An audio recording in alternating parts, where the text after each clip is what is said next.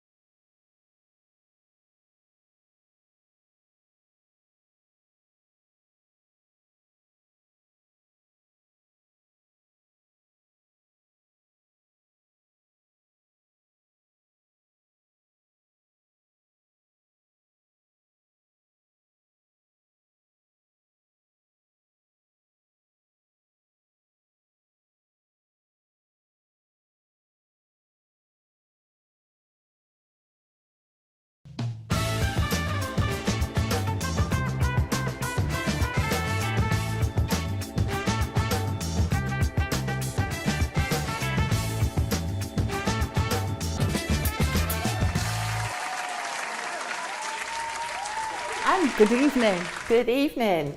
Welcome to the final series of Flash Black. I hope you've enjoyed it as much as we have over these past few weeks.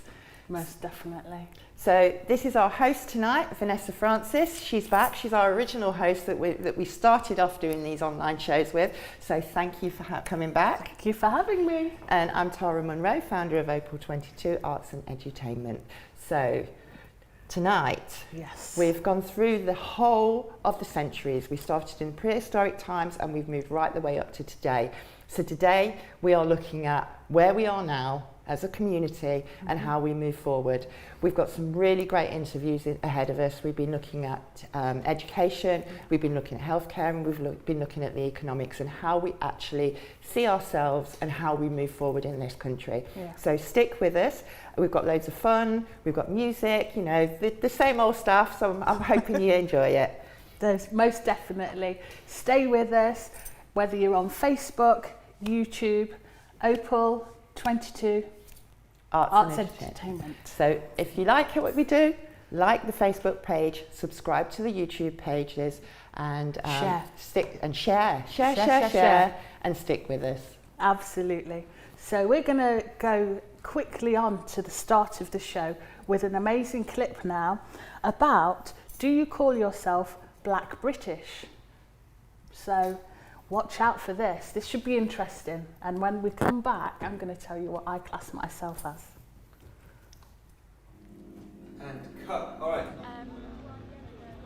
Yeah, I would consider myself Black British. It's weird for me actually. Some days yes I do feel Black British, sometimes I don't. Yeah, my parents are from Jamaica, but I was born here. I'm Jamaican born, but British. That's a difficult question. It's I guess it is what you see yourself as. Some people can see themselves as fully British, some people can see themselves as Black British. I don't think there's a necessary identity to it. I'd say yeah, I'm Black British, but I like to also say that I'm African as well. I don't feel British, I feel very much like I am Jamaican. I guess it depends on the newspapers that we read as well. When applying for jobs, I kind of find it annoying that I always have to put Black British. Fair enough, I'm Black, but I'm British. Or English even. I live in England, I'm from England. Because I feel like my mom and my dad was born in Africa and they came over here and they had me. But I don't feel like I'm British, but I don't feel like I'm African because I wasn't grown up in Africa. So I'm one of the lost identities. It's difficult. I would say like I'm British. You know, I'm sort of equally sort of a foreigner here as I am back in where my parents come from. I sort of feel that kind of, you know, disconnect in both places. But I don't mind that. Growing up, I was always kind of reminded of my cultural background, so I knew where my heritage was from. I remember being in school and the kids constantly asking me to repeat myself because I had such a thick Jamaican accent. I spoke full patois, so they always wanted to hear what I was saying because obviously it sounded funny. Now I feel like I speak really, really proper, and my brother mocks me and says that he sounds more Jamaican than I do. He was born in Liverpool. But I get embarrassed when people ask me to speak Jamaican because I feel a bit awkward. I don't hide it now. If anybody asks where I'm from, I say Jamaica straight away. What does it mean to be British? A black British? I mean, I think it kind of means you have kind of two identities. You're British and you're from where your ancestors were from. Like, I think if you're black, you're not just, you can't be English because you have ancestors that were in another part of the world. I feel like even though you're black and this is probably like not your roots, but you were born here, so you should also feel a part of the community. Our families have been here, you know, 40, 50 years, and they've helped to set up the economy as it is now. And they've helped to build, you know, schools, education, you know, healthcare. Someone who they know nothing other than being in England, like it's different to say, oh, my parents are from somewhere, but if your parents have lived here and they've lived here, I think that's black British because you don't know any other culture, that's all you know.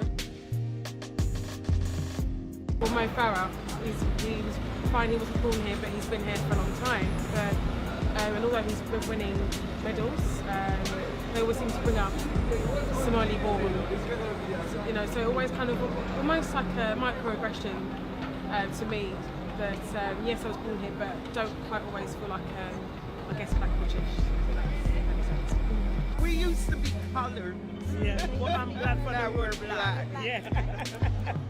Because certain people feel like they're outsiders.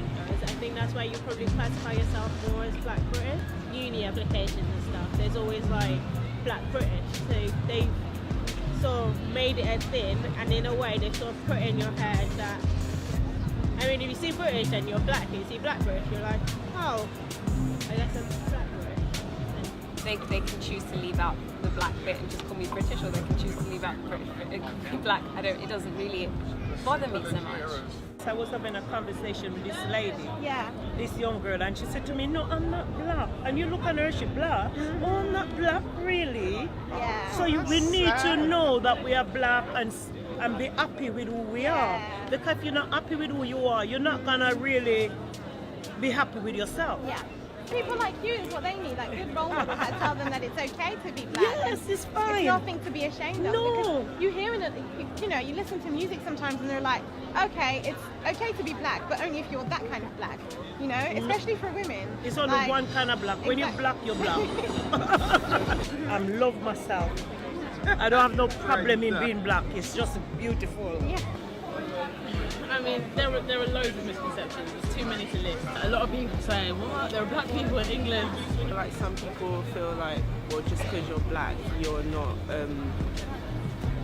equal as another like white British person. Everyone has their own personal view, so I don't think there's any, I don't see any anyway. My mum, she was from Grenada, and my dad's from Jamaica, so they were born back home, Nigeria. Mum's from Barbados, and my dad's from Guyana. I guess in that box you take Afro-Caribbean. And what do you consider yourself as? Black British.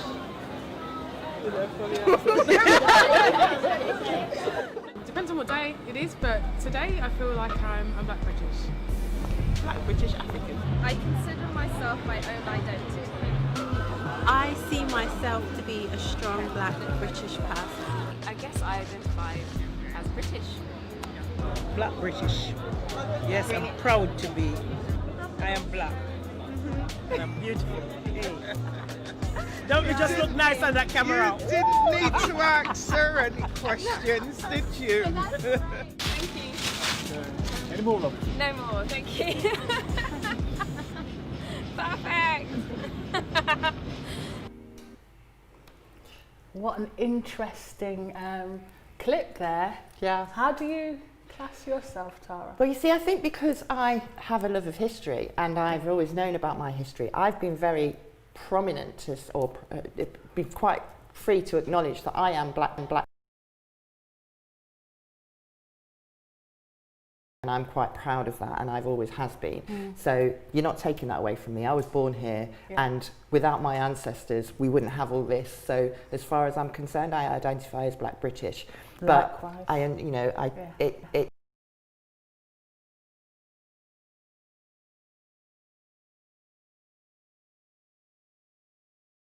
Then it was kind of, then I went to Trinidad and they told me I was British, and it was a bit like, oh, okay. So there was a bit of a confusion for a while there, and now this is where I've come to. But how do you feel?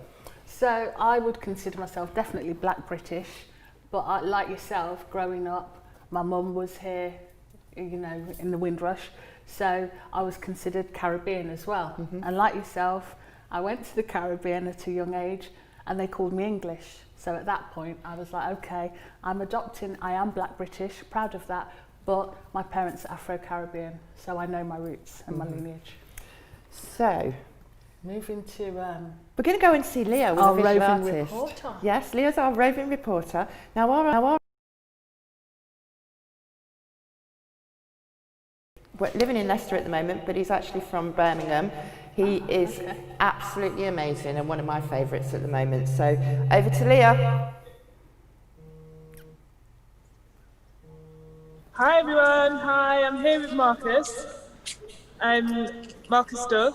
Can you tell us a bit about yourself, Marcus? Absolutely, Leah. Hi guys. So I'm here, I'm a pyrotechnical artist. I work with smoke grenades and gunpowder. And so today what we're going to be doing is making a piece for you to represent common power struggles. And you'll see that eventually throughout the night progressing. Then coming towards the end, it's going to be a big sort of explosion and smoke, and we'll get right down to the result. That's brilliant. Thanks for that, Marcus. Sweet. Looking forward to seeing his work along the way. All right, brilliant. Thank you. Guys. All right, we'll speak to you in a little while. Thanks a lot. Leah. Okay, so we've got a great act coming up.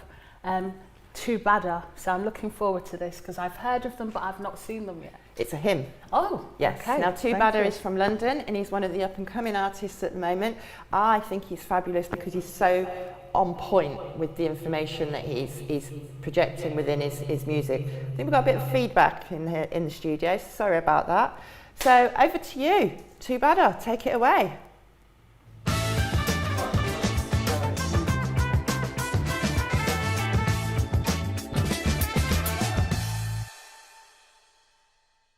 Yo, shout out Opal22's. Make sure you catch Flashback every Friday. Badder said that. Remember when they kept saying we's free? Well, you believe them. I've seen how they moved and they've never been for the people like, nah, false promises, fake governments. It took a pandemic to expose the cover-ups. I see presidents beef with their own governors, but ain't them man on the same team? No love for them. I don't really like peer smoking, it's kind of corny, but I see him budding up MPs. I'm like, go on, son. Great Britain, you're not so great now. All that big talk, second highest, death rate now. If this is MMA, that's the equivalent of a takedown. And you just got pounded. The public's astounded. Because we were under the impression that the pound was big. Then you're gonna wanna try to tell me how to live. I done told my son, let's go back to Spanish Town I live. I'm tired of these politics, tired of these gimmicks. It's like they live in a glass house but bro, bare stones. I don't know they're gonna survive this one here, Holmes. It's coming out what you was doing in them care homes. Bare people's grandparents ain't going home now. Someone should get angry for that. I'm too grown to gangbang, but we should bang for that. Your whole cabinet, parliament, they should hang for that. Cause be a funeral song is gonna get sang for that, like raw.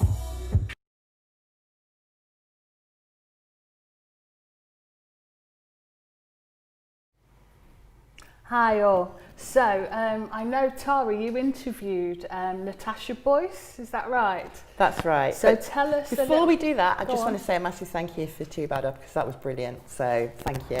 Bless. So, yeah, you interviewed Tasha Boyce. Well, we know her as Natasha, a local from Leicester. That's right. In education. That's right. Natasha's been a head teacher for a few years now, but she's currently leads on the religious studies at one of our schools, and she's been working a lot with the Stephen Lawrence Academy and looking at how they interact, the teachers interact with the young people, but I'm sure she's going to tell us a bit more about it. It was a really interesting interview, so I hope you enjoy it. Okay, I'm here this evening with Tasha Boyce, who is Head of Religious Studies and one of our black teachers in Leicester City. Now, I wanted to talk to you about how things were in the schools at the moment for the young people and how Black history is incorporated in the schools at this point.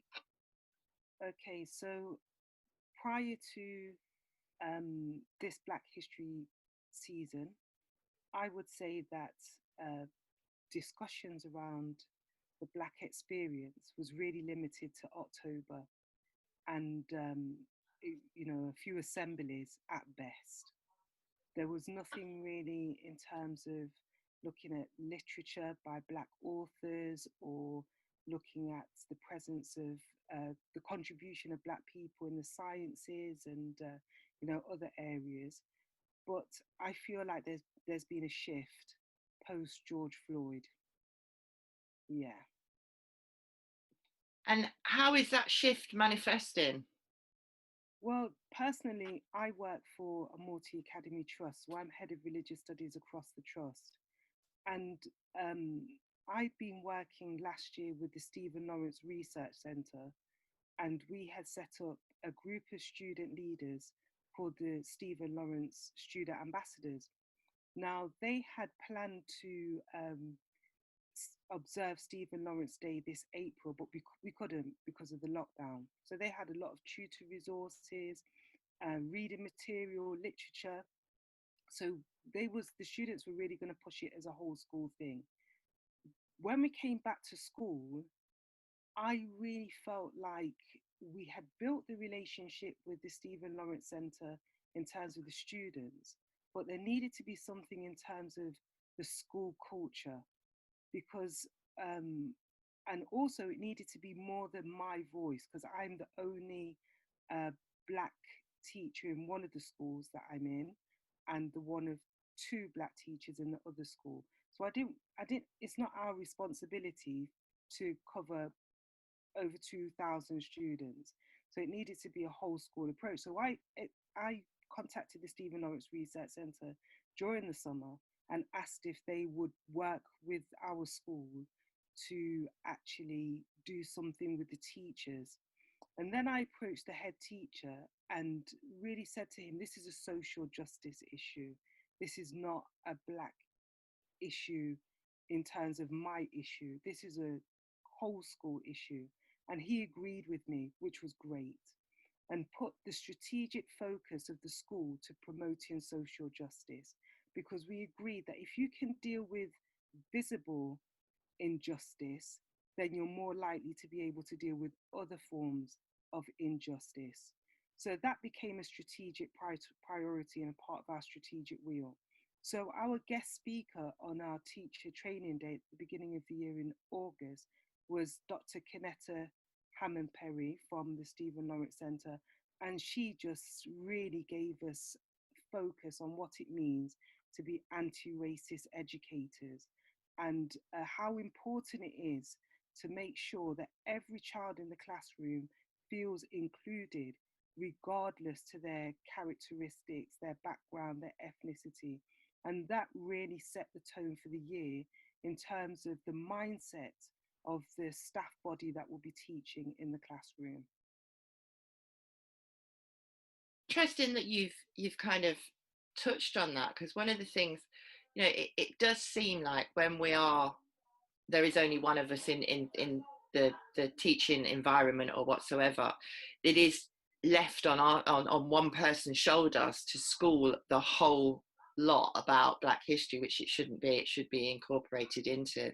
So it's really nice to hear that you are moving forward and kind of putting that together. So, I mean, this is happening in your school, but what's happening in the rest of them? Are you aware of how things are moving in the other schools? The other schools across the mat? Yeah. So the other schools across, so that the guest speaker was just in one school, but to widen the message, the Stephen Lawrence Research Centre are going to be providing staff training throughout the year. So there's ongoing training twilight sessions, and I think 40 teachers across 5 schools have signed up to access this training on how to become literate. So there's a problem with racial literacy, because I often hear teachers come to me and say, well, I don't know how to deal with issues of racism. I don't know how to talk about race. So the Stephen Lawrence Research Centre will be providing racial literacy training to the staff across 5 schools. And the benefits of working virtually is that anybody can access it now. So it's not about going to a specific building and a specific time, but so many people can just come in remotely. Your sphere of influence is much wider. So I'm expecting that it will be really positive, and the head teacher at the school that I was talking about has also signed up to that training, which is good. That's really inspiring to learn, because just something that I was doing today, I was saying that I haven't heard much from the schools, so that's really inspiring to know that they're really kind of getting on board with that kind of training and moving forward. The way that I'm saying it to you, it sounds like it's not being a battle. It has been a battle, and the battle is that as a Black teacher, I have to ask the questions, but I feel like I'm obligated to ask the question. And also I'm clear that this is not my issue. This is a society issue. This is a whole school issue. So I think that as Black teachers, we can ask the questions, but that doesn't mean that we have the burden of the responsibility. And this is about leadership of school culture.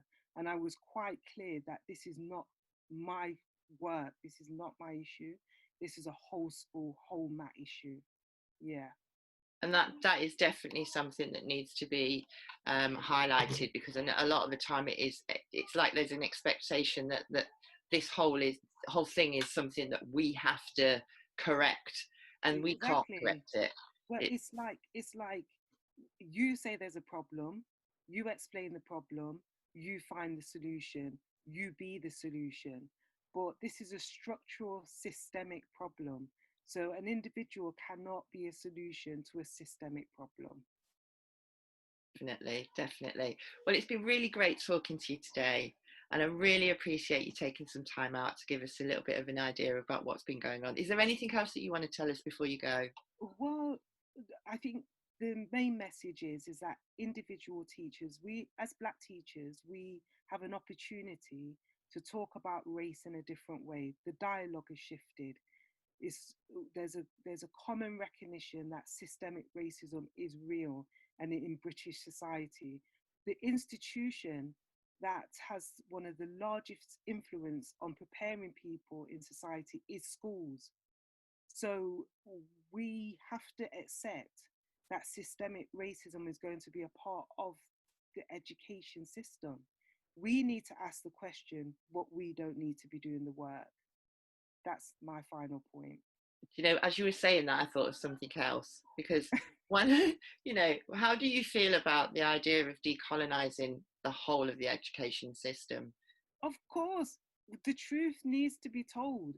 When I started at one of the schools, they used to teach about slavery, and that was the only experience the students heard of about Black people in their history curriculum. And I don't know if they heard about Black people in English or anywhere else. And when I was teaching, I thought, this is such a deficit victim narrative. This is not empowering for Black people at all, the students that are in the classroom. And I had to say to the head of department, there's so much more to the Black experience than slavery. And even in slavery, there's stories of empowerment. Why are we not talking about the Mali empires, and why are we not including the stories of greatness in the histories of the Black experience? And actually, we now change that. So we've done that in history, where we are stripping back the curriculum. I mean, that's music to my ears, because I think that is a massive issue. I think, you know, we need to change what we are telling the young people about who we are and how we got here, and the things that we can, that empower us as people and show others that we have a rich history outside of those negative paths that they like to keep on piling on us. Exactly. Yeah. So thank you very much, Tasha. I'm really pleased for you taking the time out to give us a little bit of information about what's happening in your schools. Thank you so much for giving us this interview. Hi, and I think that was a really interesting discussion with Tasha. Yeah. Something that I'm fully on board with. I think the whole system, the whole education system needs to be decolonised. To have the knowledge that at the moment there is not one black author that is incorporated into our curriculum in 2020 is really, you know, mind-blowing. Yeah, and one thing that I hope that we have worked out over these 5 sessions, and also with all the knowledge we've been taking in since through the summer, that we have a wealth of history in this country, and it needs to be shown within our schooling systems. So thank you, Tasha, for that. Yeah. Most definitely. So we are going to be looking now at a discussion on only a fifth of the UK universities say they are decolonising the curriculum. Now, and that's something that really needs to change. That's true. And when I was looking into this, it was really funny because I couldn't find any information about decolonising in England, which was the main, you know, we need to be doing this over here. There was a lot of things in Australia, there was a lot of things in Africa, but nothing was really being done over here. So it's quite interesting to see how we move forward. UK universities have committed to reforming their curriculum to confront the harmful legacy of colonialism, an investigation by The Guardian has found. The disclosure comes as universities are under pressure to modernize their syllabuses to address the attainment gap between white students and those from black and minority ethnic BAME backgrounds. The campaign to give a fuller version of British history that reflects injustices and lauds the contributions of black British people has also won widespread support from the Black Lives Matter protesters. Academics and students said The Guardian's findings reflected a reluctance in British higher education towards addressing the impact of colonialism on present-day racism. They said many universities apparently failed to grasp that decolonizing the curriculum went beyond adding black and non-Western scholars to reading lists, arguing that reform should involve challenging and remaking the current pedagogy, which was rooted in imperial and colonial ideas about knowledge and learning, at an institutional level. Responses to Freedom of Information (FOI) requests from 128 universities found only 24 said they were committed to decolonizing the curriculum. Of those, 11 were committed to reform across the whole institution, with most efforts confined to a few departments, or just one, or a handful of academics and students. Queen Mary's University of London said decolonizing was confined to the School of English and Drama, while Newman University said one course in the English department explicitly referenced decolonizing the curriculum. The University of East London reported it had run decolonizing workshops in the School of Art and Digital Industries. Only 9 of these universities had put their commitment to decolonize in writing, with just 2, including Bristol University, mentioning it in their core strategic plan and another 2 noting it in their main curriculum framework. Educational experts said the findings showed that little progress had been made in decolonizing higher education since the Rhodes Must Fall campaign, to demand the removal of a statue of the Victorian imperialist Cecil Rhodes from Oxford University's Oriel College, began in 2015. Fopa Lally, Black Students Officer at the National Union of Students, said the lack of progress was shocking. Decolonizing the curriculum means providing an accurate portrayal of history and providing students and staff with the tools to critically identify how the university reproduces colonial hierarchies. This will empower them to confront and reject the status quo and ensure knowledge production reflects our diverse society. Professor Kalwant Bhopal, the director of the Center for Research in Race and Education at Birmingham University, said the sector should be ashamed of the findings. She added, every university should have this as a priority. If it's not in the strategic plan, it's not considered important to the... I'm lost for words. Truly, truly am. The fact that you can't actually see any form of black books, or like you say, black authors' books in the whole of the curriculum and into further education as well is really sad, and that needs to change. And hopefully that change will come. Yeah, definitely. And it takes all of us though. Yeah. It's one of those things that it takes a village. Yes. So our community and your communities are our villages at the moment. Yeah. So we're going to move on to a video. And this I found really, gosh, it makes you think, because it's about how we have to navigate ourselves as black people in this country, and the things that we have to think about just when we're out on the street, shopping, whatsoever, that maybe people don't realise that we have to do on a day-to-day basis. So please look, see how, hopefully it makes you think, and we'll talk about it after. See you on the other side. Take a moment, take a step back, and imagine if it was your child, or if it was your dad and you had to watch that. imagine if I was talking to you the way you were talking to me. You instantly start to think you're different. No one wants to accept who you are, so you'll feel alone. You're a minority in the country, I get that. But it's what comes from that. That's the problem. It's what comes from that invisibility.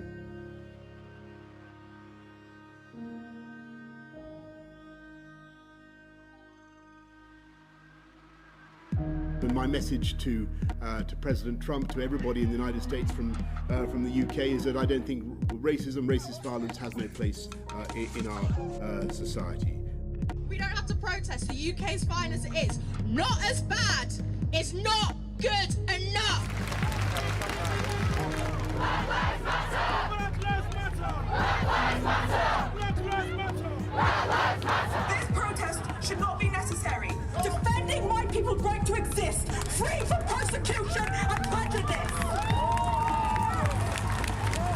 We live in a time where we have to watch George Floyd be murdered online and on television again and again and again and again. We live in a time where black men and women and boys and girls can be choked and shot and beaten and lynched in broad daylight by murderous pigs.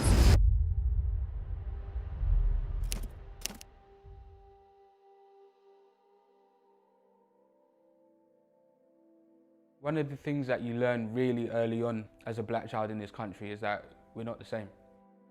When I was a child growing up, it was very difficult to kind of stand your ground and say, no, that's not right. And a lot of the time, oh, it's just a joke, you know, oh, it's fine. So you had to push those feelings down as kind of a survival mechanism of sorts. From a young age, my dad always told me, if you're going into a supermarket and you're alone, always carry a basket just in case you decide not to buy something. At least when you're leaving, you can show that you've actually got nothing, because people, they do look at you.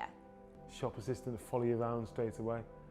And you think, are they doing that for everyone because I'm a young guy walking around the shop, or is it more than that actually? I think that's just to show I'm actually not a thief. I was trying to be a footballer, that was all I wanted to do. I'd go running on the streets and then go jogging. I'd always get stopped. Because I'd go in the mornings or in the evenings, maybe it was darker at times, but whatever the excuse was, I'm just stop from doing a run here, thanks for this. And what you're doing, you know, in this neighbourhood, I'm just running. It was from teachers, it was from senior leadership teams and things like that within the school. And, you know, as a treat, they'd let us play football. Now, when it came to selecting the teams, the way we divided up the teams, it was blacks versus the rest. So we had, you know, maybe 5 or 6 of us, plus maybe like 1 or 2 other guys, versus 30 or 40. We were good enough that it was still a fairly even game. But I'll never forget the feeling of thinking, there's 8 of us versus 30 of them. And the teachers were absolutely fine with playing blacks versus whites.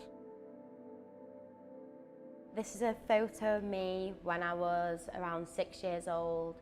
I remember making up all these stories, but I'm not actually half black, like I'm just like really, really, really tan. I didn't want to be Greek, I didn't want to be Jamaican, I just wanted to be full English like all the other girls in my class. It was when one of the girls was calling me a brownie, just just didn't enjoy being in my own skin at that point.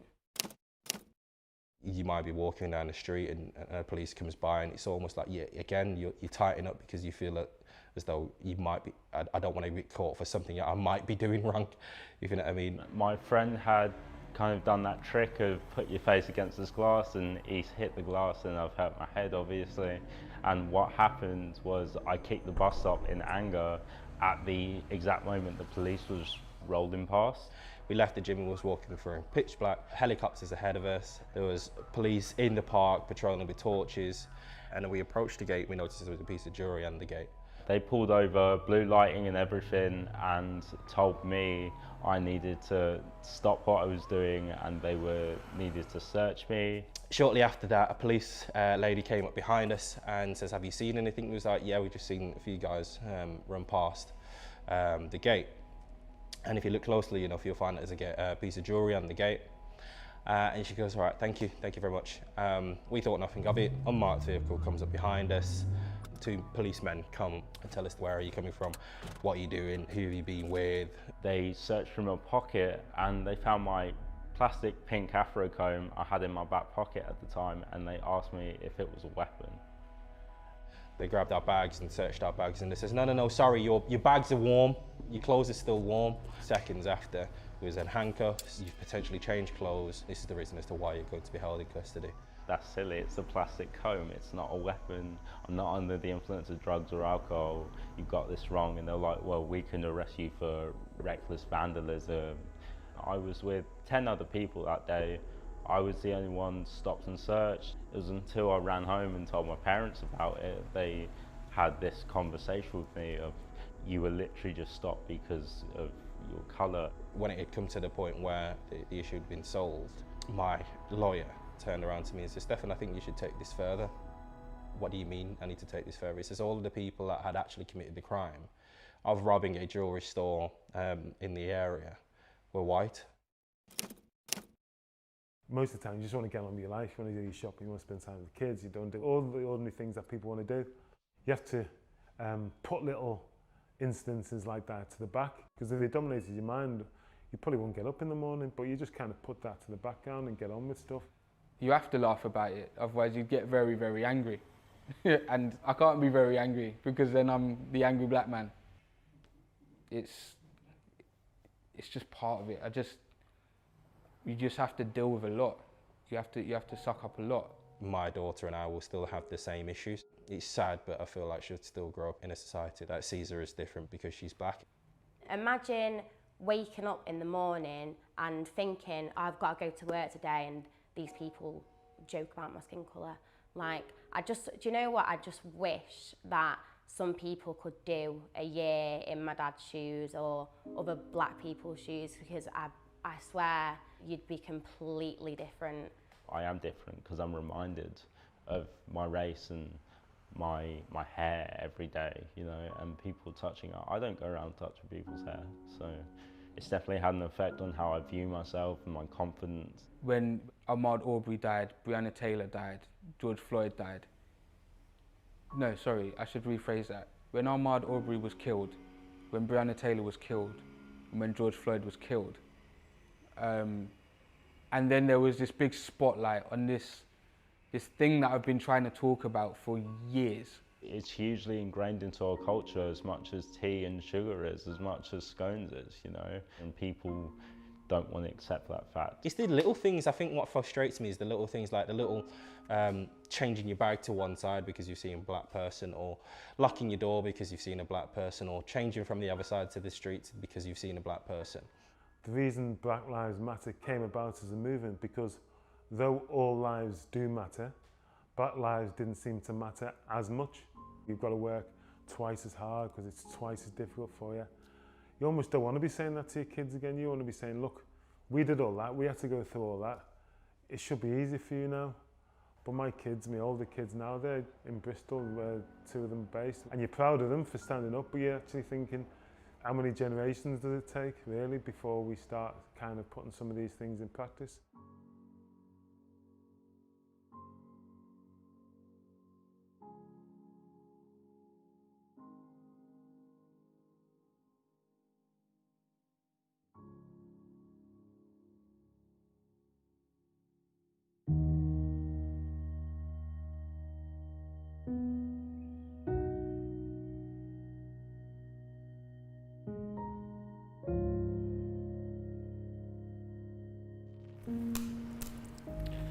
that was a really powerful piece. It was seriously. Yeah, every day.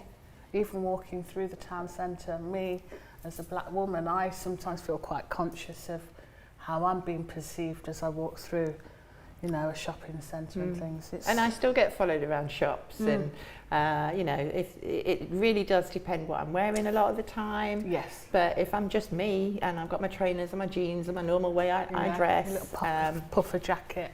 Yeah. Yeah, you know, it happens. And, you know, we've always got to be, even in a work environment, I have learnt to lower my voice, lower my tone when I'm talking, and even to the point where I think about what I do with my hands when I am in a meeting with certain people, because I know as soon as I start being me, and animated as we are, I'm thought of as aggressive, and it's passion, it's not aggression a lot of the time. So anyway, we're going to go over to Leah, our roving reporter, and see what she's up to with, well, not what she's up to, what our artist, Marcus Dove, is creating out there. So over to Leah. I was just going to say, guys, I'm not actually doing the painting. We've got someone, a professional in, Mark. Yeah, he's got something prepared for us now. It's going to be something that's going to include some fire. So I'm going to hand over to Marcus now to show us this spectacular. So this is just the first part of Edutainment. Oh my God. Wow. Oh. Wow. Wow. Okay, that's part one. I'm okay, guys. I'm okay. Marcus, back to you guys. Wow. That image. That's looking really good. Amazing already. Yeah, he's really put some work in already. I'm really enjoying that. So we will be back with Marcus pretty soon and seeing what else he's coming up with, because it is a response to what we're talking about today. Obviously he had the brief beforehand, but great seeing what he's coming up to. As I say, amazing artist. I'm loving his work. So who have we got next? We have got Najita Phoenix up next. And Najita Phoenix is one of Leicester's very own. And this is an amazing young lady. I've been following her work for many years. I've known her since she was quite young, I believe, probably just leaving school. And she has managed to travel the world. She's presently in Gambia, but she makes my heart hurt every time I hear her. The passion that she has throughout the stories that she tells through her poetry is amazing. Please enjoy.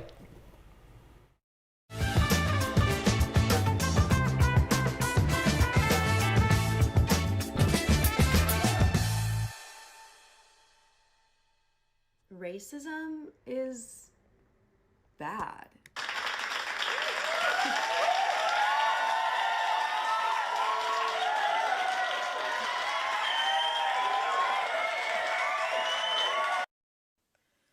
The stage has been set for change. Some call it a new age, with new waves of moving through. So I guess we're riding a set of new waves. As the shadow of conflict attempts to wage war under the dawn of peace. I'm talking yin, yang, woman and man. When these black and white binary oppositions subside, it's absolutely game. See, this revolution will be televised now. Just don't get too attached to the how. While TikTok videos provoke thought, introducing the next generation to essential intellectual discourse. So robust that even the ignorant understand that there's a new force rising up. When it's the norm to take a stand, this bullshit don't stand a chance. The white masculine paradigm is dying, dead, gone. Babylon is falling, and we can't stop it, even if out of fear we find ourselves actually wanting to. All we can do is move out of the way as the bricks start to crumble. So if you choose to stay, make sure you're slowly paving the way for someplace safe, even if that space is simply a mental state. The revolution will be live and televised, and where it's not, we'll simply change the station. Until black mothers are free from maternal mortality discrimination, resurrecting the nanny midwives who hold black babies above their shoulders with love, where the white gaze is no longer able to elevate black mortality rates, because we see each other first. The story behind the politics of blackness starts way before our birth just peaked its curse. See this revolution? It will be televised now, where we will find the power in being marginalised, cast aside with no fixed abode, unafraid of the unknown and actively contributing to something that's yet to be imagined. They say you can't fuck with a human with absolutely nothing to lose, and guess what? They've just created a whole damn group. So this revolution, it will be televised. This revolution, it will be live. As we cast aside the labels that you said that we couldn't have anyway. When we create a new identity that completely rejects yours. Now we're all Mr. and Mrs. X, because the colonizer no longer owns our second identities etched. This revolution, it will be televised. Look around at this 2020 vision, where we demand that you stop with the whole BME division. Call us for what we are. We are not the minority. We are the significant global majority. So we will profit from our produce and produce what we know will profit. And we won't miss any sleep when we ask you thieves to drop it, because we never needed your charity. That's what you told us, to have us in chains. But how can you help a people when 100% of your riches are in their name? This revolution, it will be televised, as you're revealed as being as poor, as you're asked to return the stolen artifacts that you would have never had the jewels to afford. You see, this revolution, it will be televised, as black folks stand strong in their neurodivergence, no longer afraid that the alternative wiring of their brain will be interpreted as another standoffish, aggressive trait. The revolution, it will be televised, whether you consider yourself creative or not. As co-creators, we're producing a show that the world will have to stop and watch. So own the creative power that is your life and learn how to contribute to what we collectively write. Whether you use your words on your websites to change lives. Remember, inclusive is the new exclusive. Leave messages that encourage us to drop the excuses. There is no reason for us to fall back now. Better is where it's at. So keep using your podcast to teach and your posts to preach and dismantle the white capitalist patriarchy, please. Remember that everything we do acts as a form of speech. So let's leave the messages that the world actually needs. The revolution, it will be televised, as black folks are captured living lives as mediocre as middle-class whites, without the oversaturation of gang fights, endless poverty lines, or scenes where the second lead dies. Let's televise a revolution that centres black folks without the stereotypical struggle, that keeps us locked in a story, convincing us that this is our typical bubble. We'll televise a revolution that centres our humanness against the backdrop of the mundane, where films and songs that centre our pain are no longer the substance that entertains. So let's not just clap because it's black. Learn to critique black cultural production, because that's where the highest of standards are kept at. Films that centre black families that aren't comedies, because who's the joke? We ain't playing. Stories of black achievement that don't lazily lean on scholarships or white adopted parents or moving from the black hood to the white. Supporting black means pushing for better, so we can televise a revolution that hasn't yet been aired. It's time to keep the momentum moving and learn to produce with a critical cultural glare. The revolution won't just be televised. The revolution will be revised and decolonised live. They prophesied that the youths would witness the day that Babylon would fall. But where will we shelter and watch as the rocks hit the ground? The days of Stockholm Syndrome are over. Look around and recognise that this burning building, the belly of the beast, it was never your forever house. So when it's on fire, I'll be ready to take aims at the stray flames and finally douse, knowing that the revolution needs to be televised right now.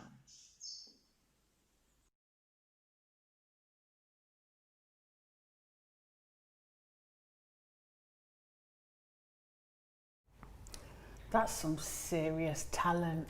She's amazing. She is amazing. She just takes my breath away. That is one young lady that we really need to look out for, because whatever she seems to put her mind to, she achieves it and excels. She is really blows my mind. If I had that much talent in my, I would just, well, I wouldn't be here. But we are here. We are. And we have a great show. So we're going to introduce now the wonderful Dolores Lee. Now, Dolores is an admin secretary for British Airways? For BASA, who is the British Airways Steward and Stewardess Association. Now, she's been working for British Airways for 30 years, and I'd like to call her my adopted auntie. She's actually my very dear friend's auntie, but she's adopted me at the same time, and she's a wonderful lady, and it was a joy to interview her. So I'm going to leave it to her.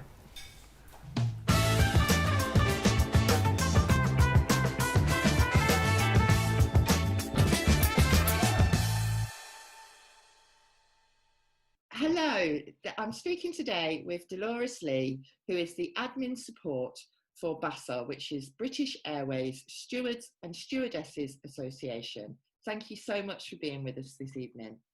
Thank you, Tara. Thanks for inviting me. So I know you've had a very fluid career within British Airways.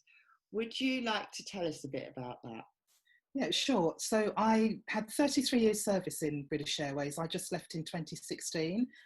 So I joined in 1983 on a temporary contract, so not looking to stay any more than a year, and I ended up 33 years there. So in various departments, started off as a secretary. I worked in the terminals, I've worked in insurance branch, all sorts of branches within the company, but my longest stay was as cabin crew before I left in 2016, and that was 20 years I spent there as a senior cabin crew member. On the ground before that as well, I did some time on the ground in Terminal 4 and Terminal 5 as well. So what was it like actually being there? Because I'm presuming there wasn't many black people there, when you started, and whether there is now, I don't see many black people, black stewardesses when I'm on British Airways. It's normally if I'm on a Caribbean flight that I will see, but tell us a bit about that. Sure. So when I first joined in 1983, on the ground then, I went over to work in Terminal 3, and there was literally one other black female. I remember her, I mentioned her in the video, I remember her to this day. As regards black managers or other black staff, very, very far and few between. Even now, I don't think I can name maybe half a dozen black managers that they have. Cabin crew, it's tended to increase more now. Of course, when I started, there weren't that many of us there, but now we've got a new fleet called mixed fleet, so it's kind of incorporated a little bit more, injected a little bit more in, but there still is not that many black crew there at all, not that many. Do you think that's down to the people that are applying, or the way that it's advertised, or what do you think the reasons are? I think it's probably a combination of both. I think perhaps people are wary or not.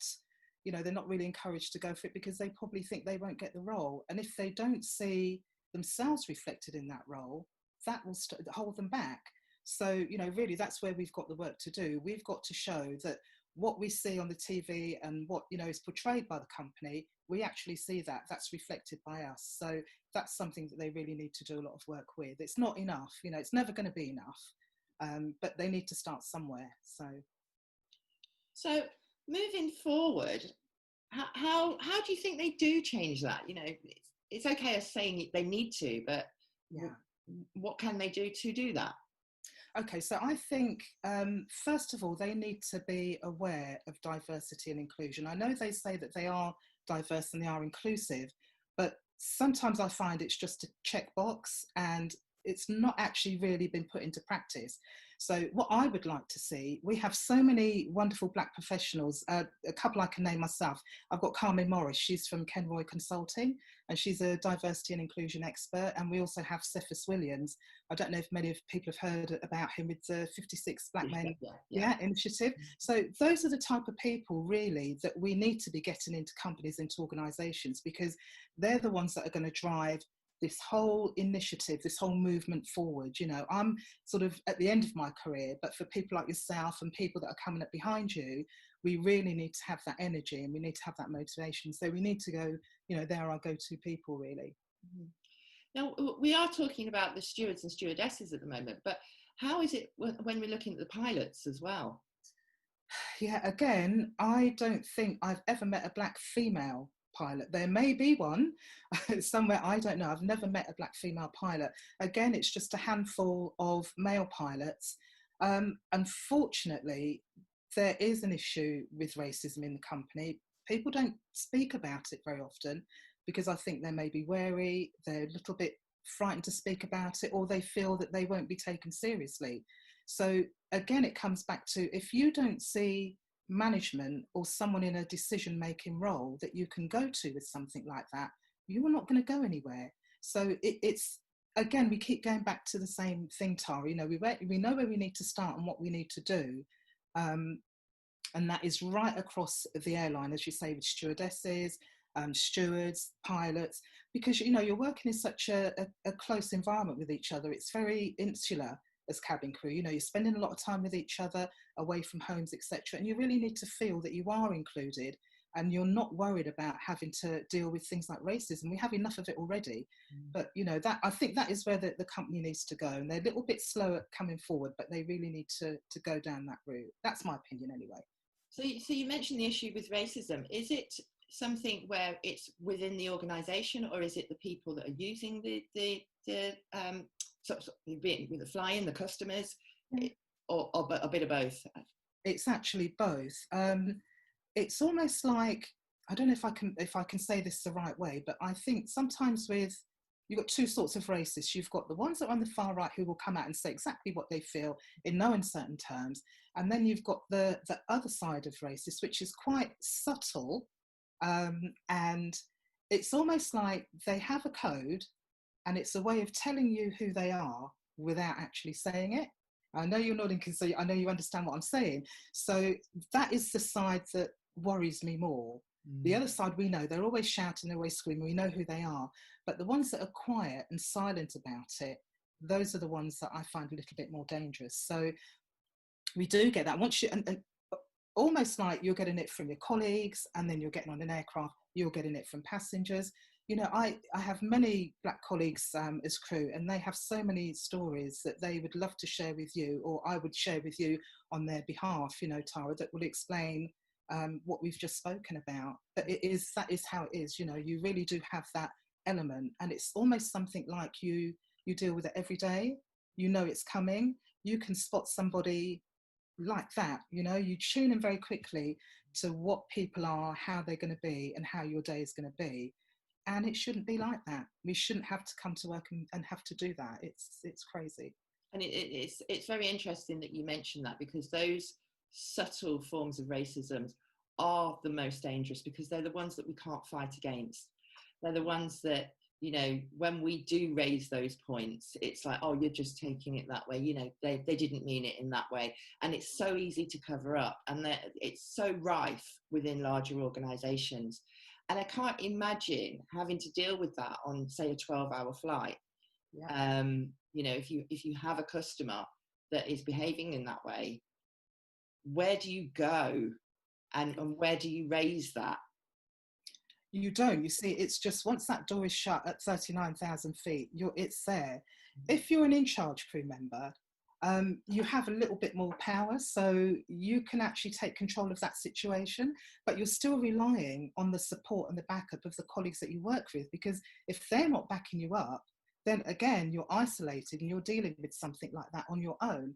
You know, I mean, and again, the scenario is I've had people come on board, passengers come on board, I'm the in-charge crew member. It's obvious I am, because I have a different style of uniform, you know, to the main crew, and they will walk straight past me, or they'll speak to the person next to me. But it always I always say it's karma that comes back, because generally sometime on that flight, you know that person's going to need something or maybe have a problem. So when you then go down and they recognise that you're the senior cabin crew member, the mood kind of changes. But it shouldn't be like that. You know, you should be able to just be recognised, you're in charge, have that respect, and that's it, nothing more. I mean, all I would say is, if anybody is maybe worried, or they feel that they can't live their dream, or there's something that they're passionate about and they really feel that they've been held back, please don't, talk to us, get things like this going that we have, get a little network of friends that you can talk and share your ideas and get your confidence up that way, and just know that it's out there, everything is possible for us and we can do it, and really that's all I would say, is to have that confidence and believe in yourself. You can do it. Brilliant. And what about for any budding stewards or stewardesses out there? How do they find out how to come on board? Well, as I said, we've got certain groups. We talk to a lot of our black crew. We have our groups amongst our black crew, but as I said, I'm with the union. If anybody wants to approach me via the union or via yourself, by all means, if there's anything I can do, any advice I can give, or point in the direction of the professionals that I mentioned before, both Carmen Morris and Cephas Williams and people like that, then please do. I'm very happy to share my network and to support whoever needs it. So please don't be frightened to come and ask. Brilliant. Thank you so much. It's been a joy talking to you. Thank you, Tara, and I look forward to seeing you again soon. Take care. No problem.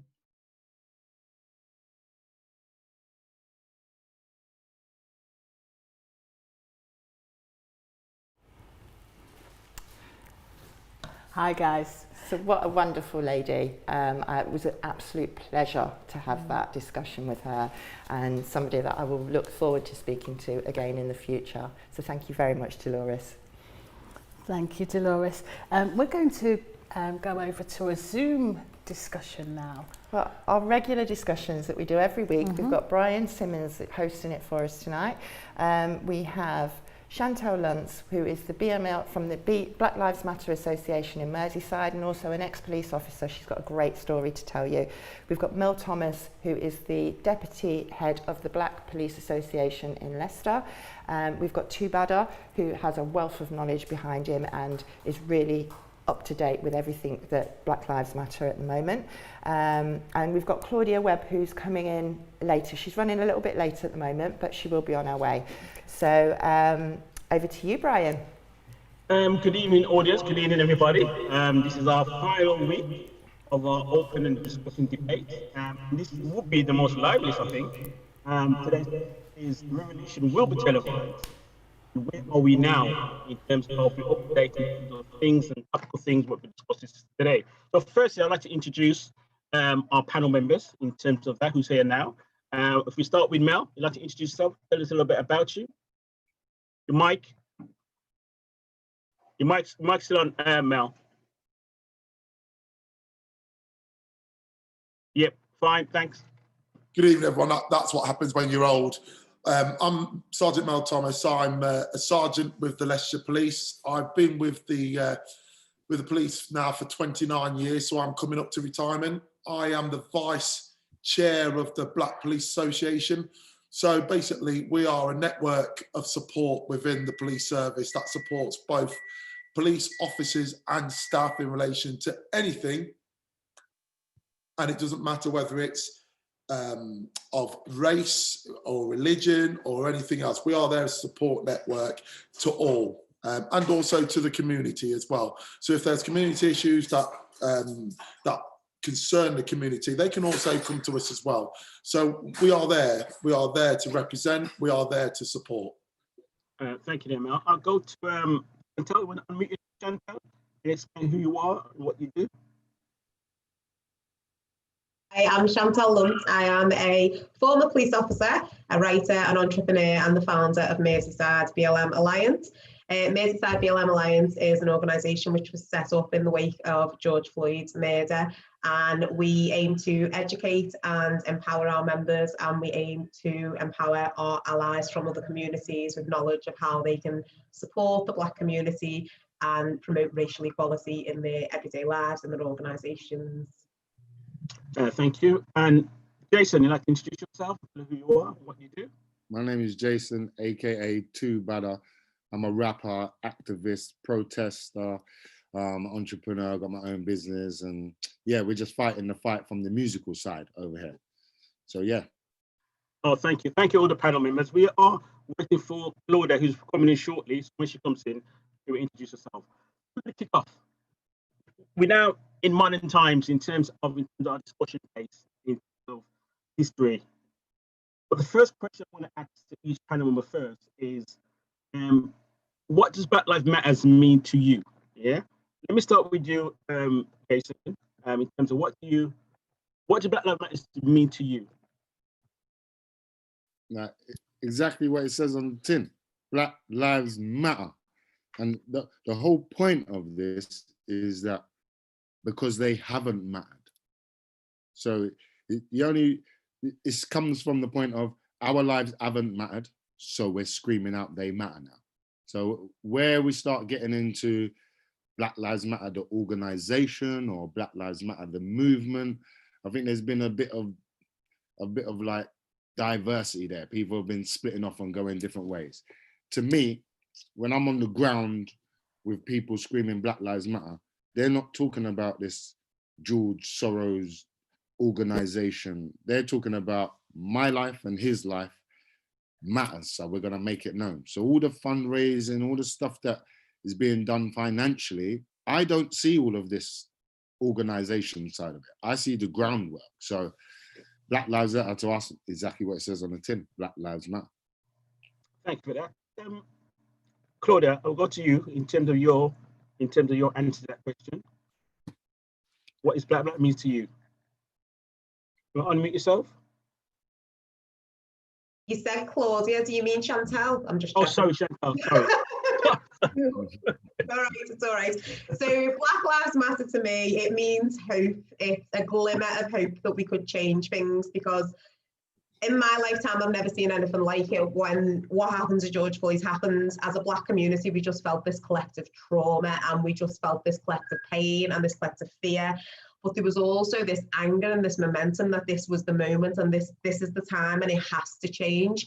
And that momentum has continued. It's continued since May. It's continued right now. And so Black Lives Matter for me was a rallying call, and it brought the Black community together. And we are just passionate and determined to change things. But it's shown us that we haven't come that far, and a lot of the reason for the civil rights movements of the 70s and the 60s and the 80s, it's still there. You know, we're coming to 40 years from the toxic riots next year, and a lot of that inequality, particularly in relation to policing, is still there. So for me, it just reminded me of all the inequality that caused me to leave the police force, all of the inequalities I'd experienced over my lifetime, and the fact that that wasn't unique to me. That's something that most Black people have felt and experienced, and it was the time to say, no, it's not happening anymore. Unfortunately, it's like the white community woke up too, and they were like, right, we're coming in with you for this fight. So it's a glimmer of hope that we might be able to change things so that our youngers aren't going to be fighting this fight.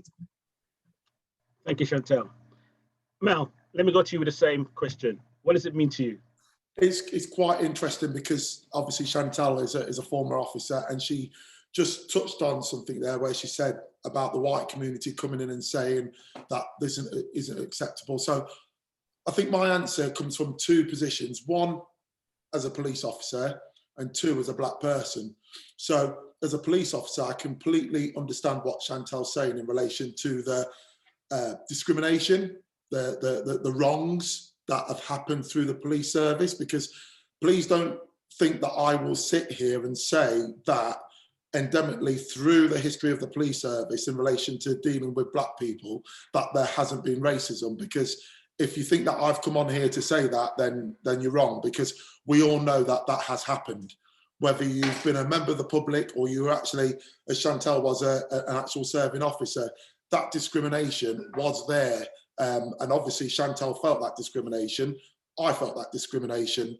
I felt that discrimination from the day that I joined. When I went to training school, it was just a choice that I made. I stayed and I went through that discrimination.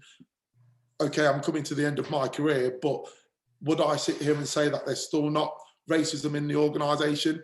Well, we recruit from society, and we know that there is racism in society. So there is racism in the police service. It's about how we move forward and how we deal with that racism to make it better. So from an organisational point of view, what does Black Lives Matter for me? It is how we deal with the Black community, and also how we deal with Black officers as well. Because I know that I face discrimination. I know there's opportunities that I missed out on or I wasn't given as a police officer, because from my perspective, because I was black. I know that I was mistreated as a black officer, certainly by senior officers in another force in Northamptonshire, because I am black, and that I would never ever sit there and say that didn't happen because I was black, because it did. As a black man with black children, what does Black Lives Matter to me? It means I shouldn't be treated any differently.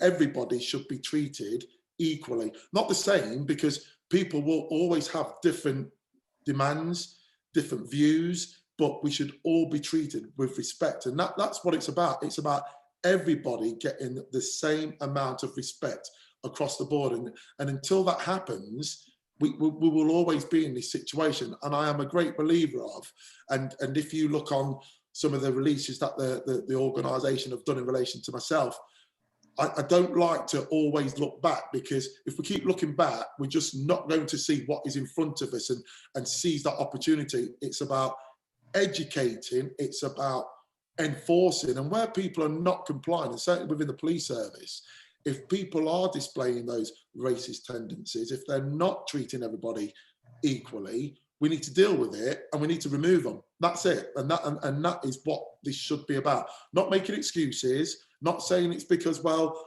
they've not grown up around it or they're from a different part of the country. It's about dealing with it, because until we do that, we're never going to move forward.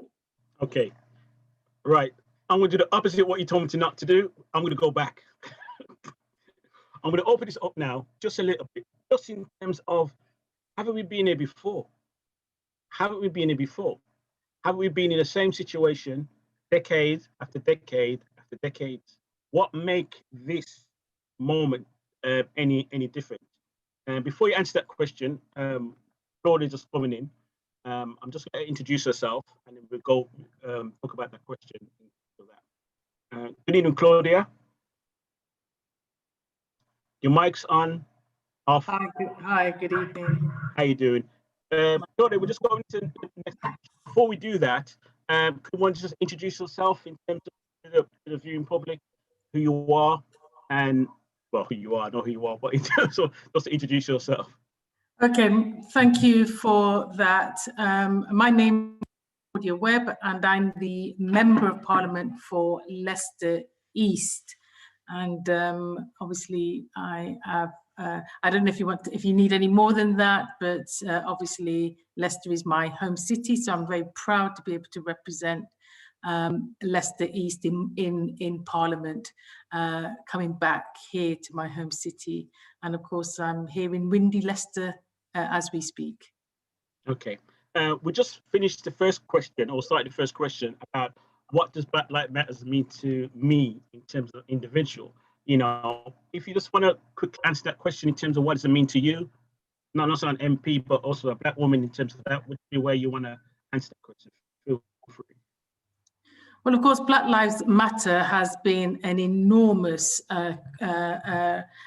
transformation in really in the global sense, because this time around, Black Lives Matter has taken off like no other. It is not something which is new, but it is something which has found new resonance, if you like, following what we've seen in America, where African men, women, and children have been gunned down largely in front of their families by uniformed police officers. And for a long while, it's as though these uniformed officers were able to act with impunity. And of course, Black Lives Matter arose out of that movement and that challenge.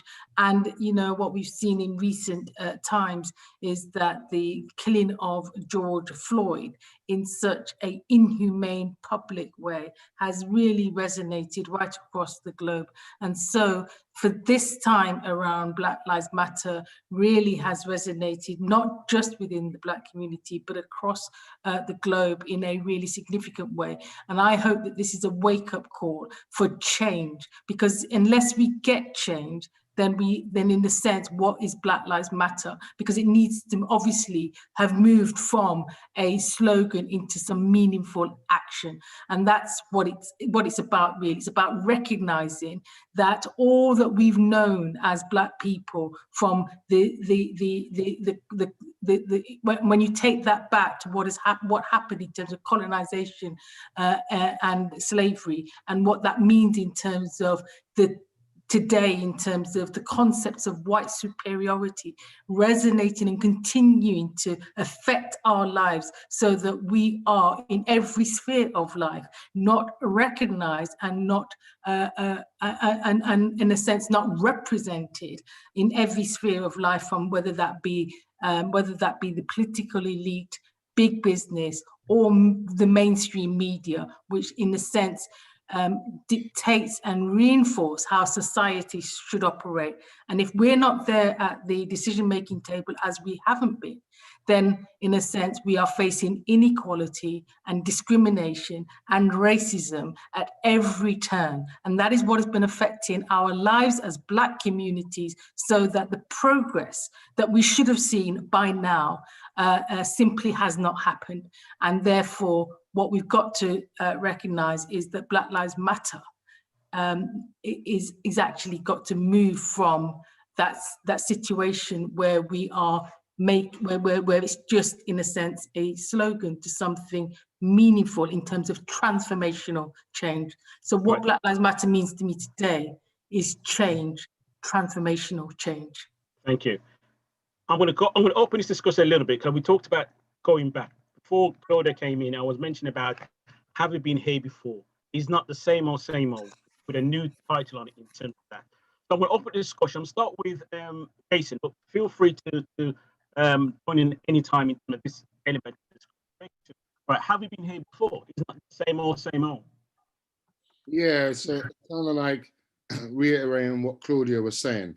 Like, this time it's definitely got a completely different feel to it. And like Claudia was saying, I think the George Floyd murder live on TV, that just resonated around the world. So this time, like, all nations and all nationalities are standing up with us. I'm not saying they haven't before, but not in the numbers like this.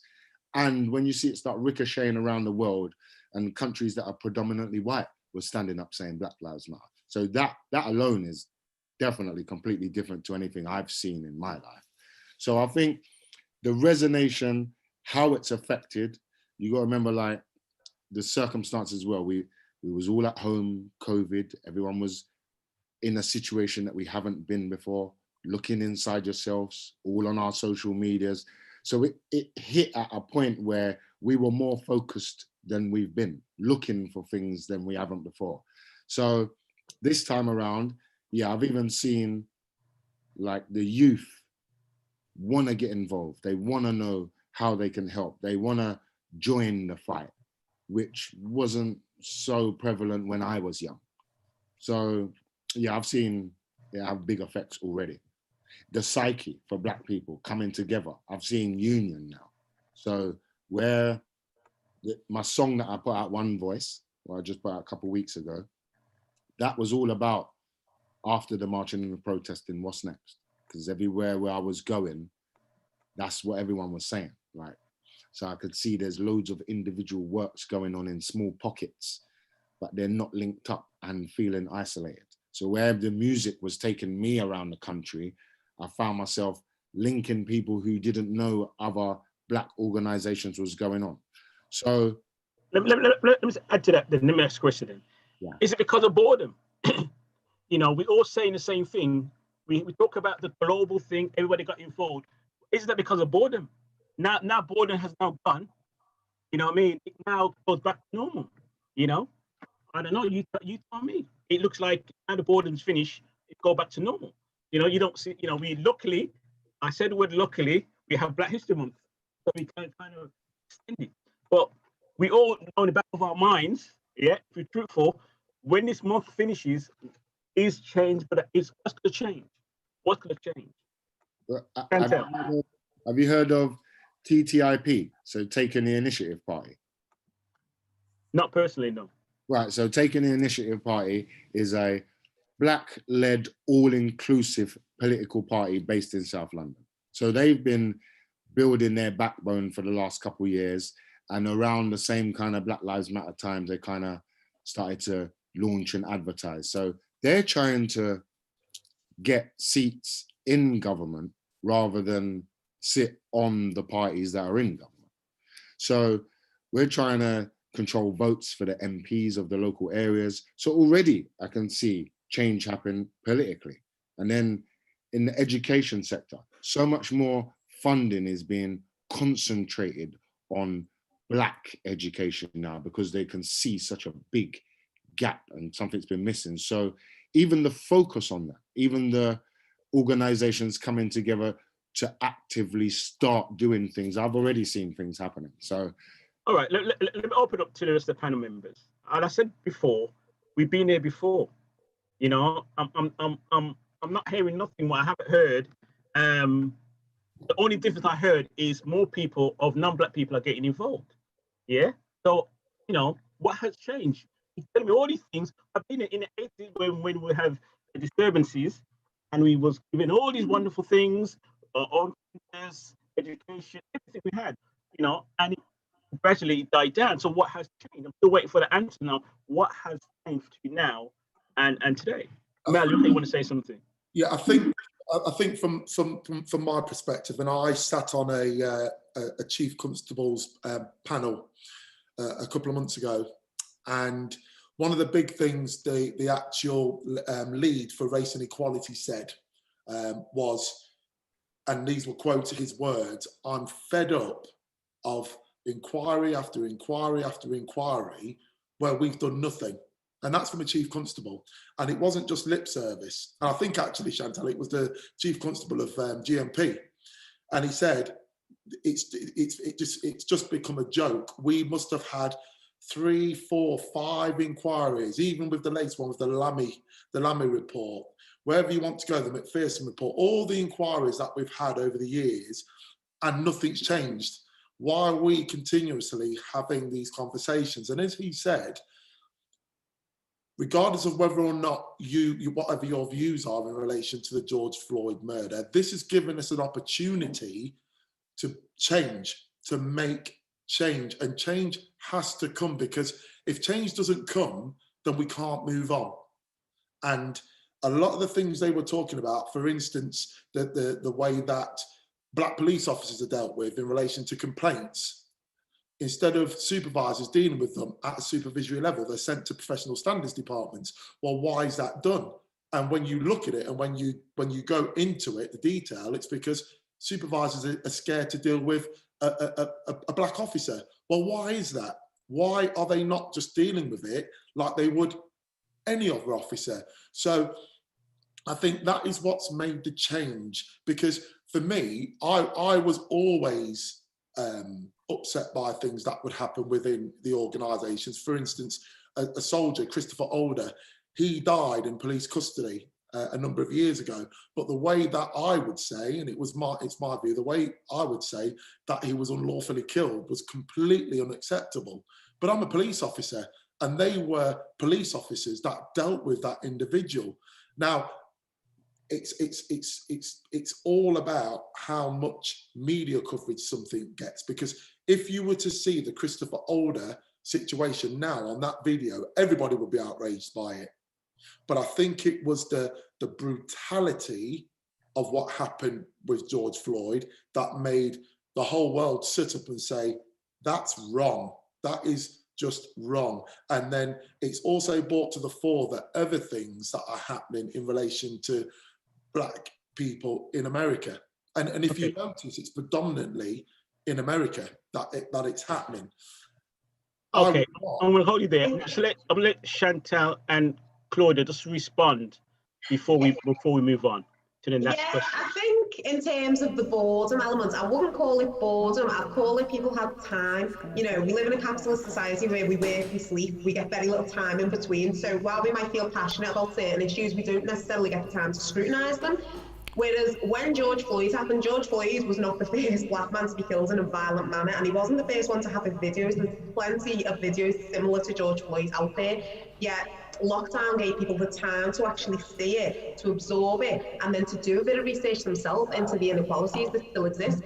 And, you know, Mel, I didn't expect you to come on and say anything other than what you've said. Black officers in the police know that the police force is racist. Every black officer I've spoken to, I've never spoken to a black officer who's gone to me, oh, Chantal, you're lying.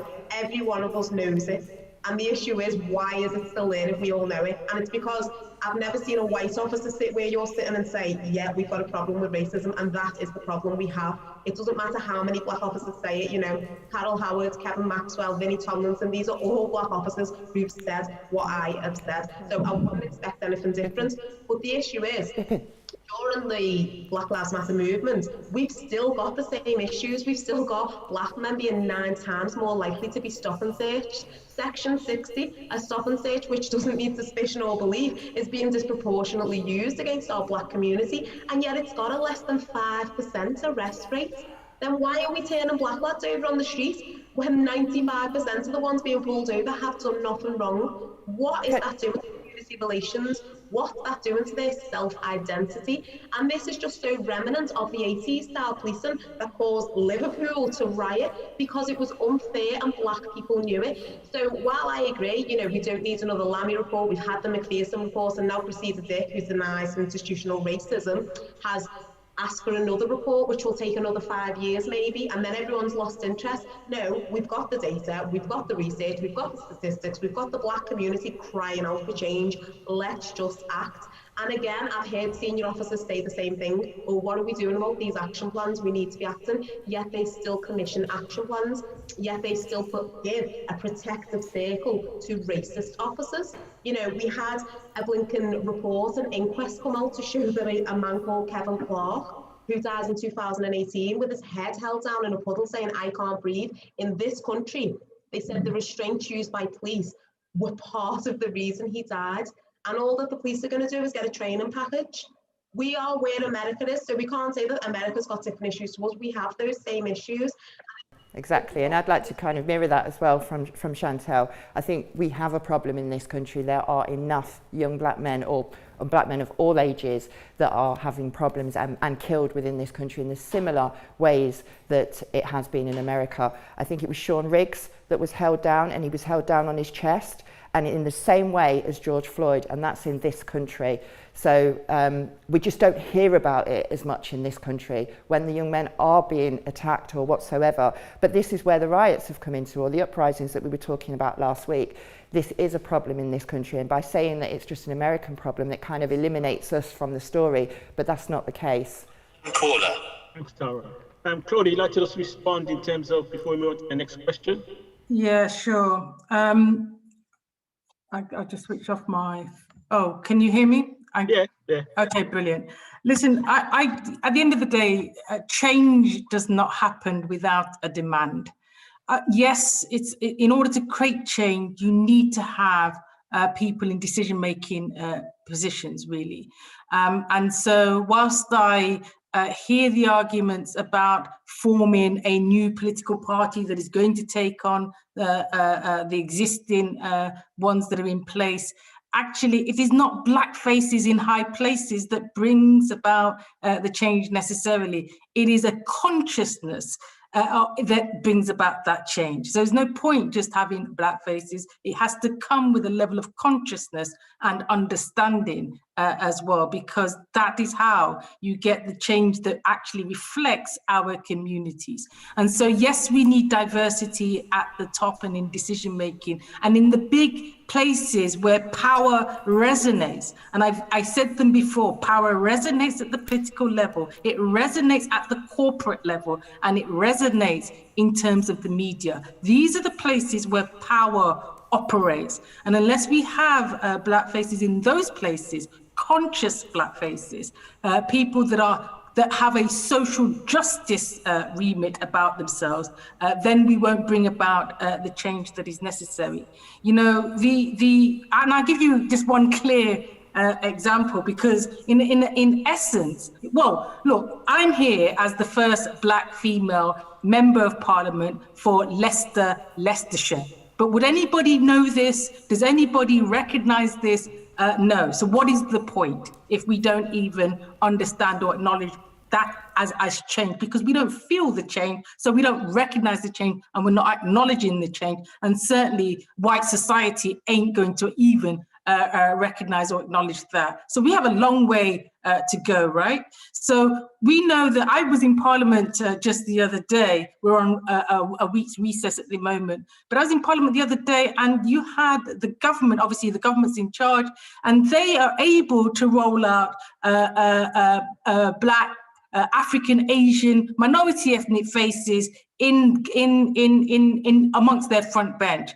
And yet we know that when it comes to COVID, for example, the disparities as it affects African, Asian, minority ethnic communities has been stark. The government was required to go away and actually come back with answers and action to take us forward.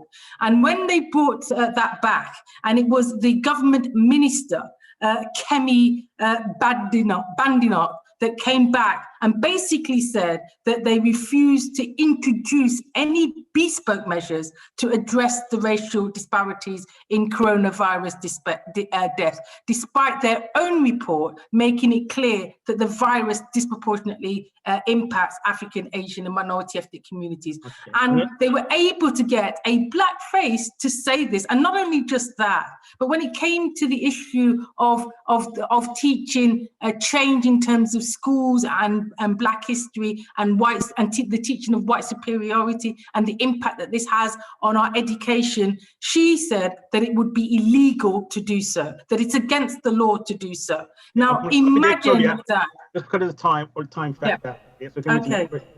So the next question is now, I'm going to open it up in terms of that. And can I just make a point, because that comment that was made in the House, it was outrageous, and instead of moving us forward, it's taken us 3 steps back. And to say that it's against the law to raise these things in schools, it's just I don't know where that woman was coming from. Education. I don't think we can just skip over this. This is a serious position that we're in when it comes to the aspiration and apathy that people have, Black communities have, when they see that happening, where we see the evidence day in, day out of the disproportionate impact of coronavirus on Black, African, Asian, minority ethnic communities, and yet still we discard it as though it's nothing. That's what people are seeing, and that's why they're frustrated, that's why they're fed up. But the one thing they need to be inspired by is the Black Lives Matter movement, because that gives you inspiration and hope. That's the next question what we lead on in terms of how do we centralize this now? We know what it is, we know how to kind of move forward. What models do we use? How do we cultivate the communities to continue driving it forward? We can't rely on the TV to actually drive it forward. So what do we need to do, and start from that? I thought we'd do with Chantal regarding that, and then we'll open it up. Feel free to jump in any time in terms of, keep it short and sweet though. The time is now upon us here. Chantal. I think to drive the movement forwards, we need to first just empower our Black community. There's just so much, especially in terms of politics, there's just so much apathy and so much mistrust in organisations, because we can see that there's just so much tokenism and people not really wanting to do things. But like sort of been touched on by Claudia, I do think it's important to have Black people in positions of power, I think it's more important that the conversation is Black-led. We make up 3% of the population, so it's not likely that we'll be in every room that we need to be. So organisations need to be actively seeking out communities and engaging with them and finding out what their needs are. There's so many kinds of people who run off into the ether and paint, post boxes black without actually asking a Black person, well, would you rather have a job, or what do you need? So I think engaging with the Black community is key, and also bringing together our Black community and kind of empowering each other. But I do think that people need to understand the difference between saviorism and kind of letting Black people lead, because I meet so many well-intentioned white people who've never spoken to a Black person in their lives and have made a lot of assumptions about what Black Lives Matter means and what has to be done. And I'm like, well, hold on there, let's just speak to a Black person and find out first. Thank you. Jason, how do we bring it all together? How do we link Liverpool to Birmingham to, you know, how do we do that? How do we centralize it? What do we need to kind of formulate? Shanti said about, yes, empowerment. We know all about that. How do we actually, for the average person, what does that mean in terms of linking that together? How do you do that? I think we've got a lot of channels and a lot of things in place already, as in media channels, as in we have a lot of communication. It's just not linked up. So to me, the more I travel, the more I see it's this break in the chain is what the problem is. If we were linked as one across the nation, we wouldn't be having half of these conversations. So our economics would be linked, our education would be linked, all our power would be linked. So for me, it's the linking is what we need to do, because things are just too separated. And they play on the separation. The separation is not an accident. It's separated on purpose. Divide and conquer. Divide and conquer. They've been doing this for hundreds of years. So this is a tactic being played out that they created these tactics. So, but everybody mentioned in the beginning, this is something different. This is different from before. This is driving change. This is different. Now, if it's so different, what is the thing we have to make it different? Just because it's different, it doesn't mean it's going to change tomorrow or overnight. I'm getting old now. I want it needs to change soon. I would love it to change next. I would love it, but just because it's different now, it doesn't mean it's going to happen overnight. So there's still a process, like the race offenders register. Have you heard of race offenders register? Yeah. So things like that. That's going down the road of accountability. So we know being held accountable for these racist acts is a very, very big problem. Getting away with it is what the big problem is. So even just creating this race offenders register, that is a step in the right direction. So that's a step. The political stance is a step. The education's a step. The Wolverhampton have their own black political led party. So the one in South London is an inclusive party. The one in Wolverhampton is a black party. So even the political fight, the educational fight, like these fights are all going on. It's to link up the fights is what's going to make this stand out. Okay. All right, I hear what you're saying. But for the average 25-year-old, black 25-year-old who hasn't seen all the things from the past, who's not tainted by all the frustration in terms of that, you know what I mean? What do you tell him? What do you tell her in terms of, you know, moving things forward? You know, because we don't want them to fall in the same kind of mental state, frustration, what we feeling from the past. And they get frustrated and see it over and over again. So what do we need to kind of centralize for them to come on board? I think from my perspective, and Tara was on the Black History Month annual conference we had today for the Leicester Police, I think for someone of that age, the first thing is you've got to empower them to understand that they can achieve. I think a lot of times we have people of that age that do not believe that actually they can achieve, that they can progress, that they can do it. And you've just got to give it a go. You've got to go for it, because, and I think you've knocked the nail on the head there, Bryan. I think certainly my experience is that my parents brought me up in a way that I respected everybody. Treat people the way that you treat you'd want your mother to be treated, your grandmother to be treated. That's how I was brought up.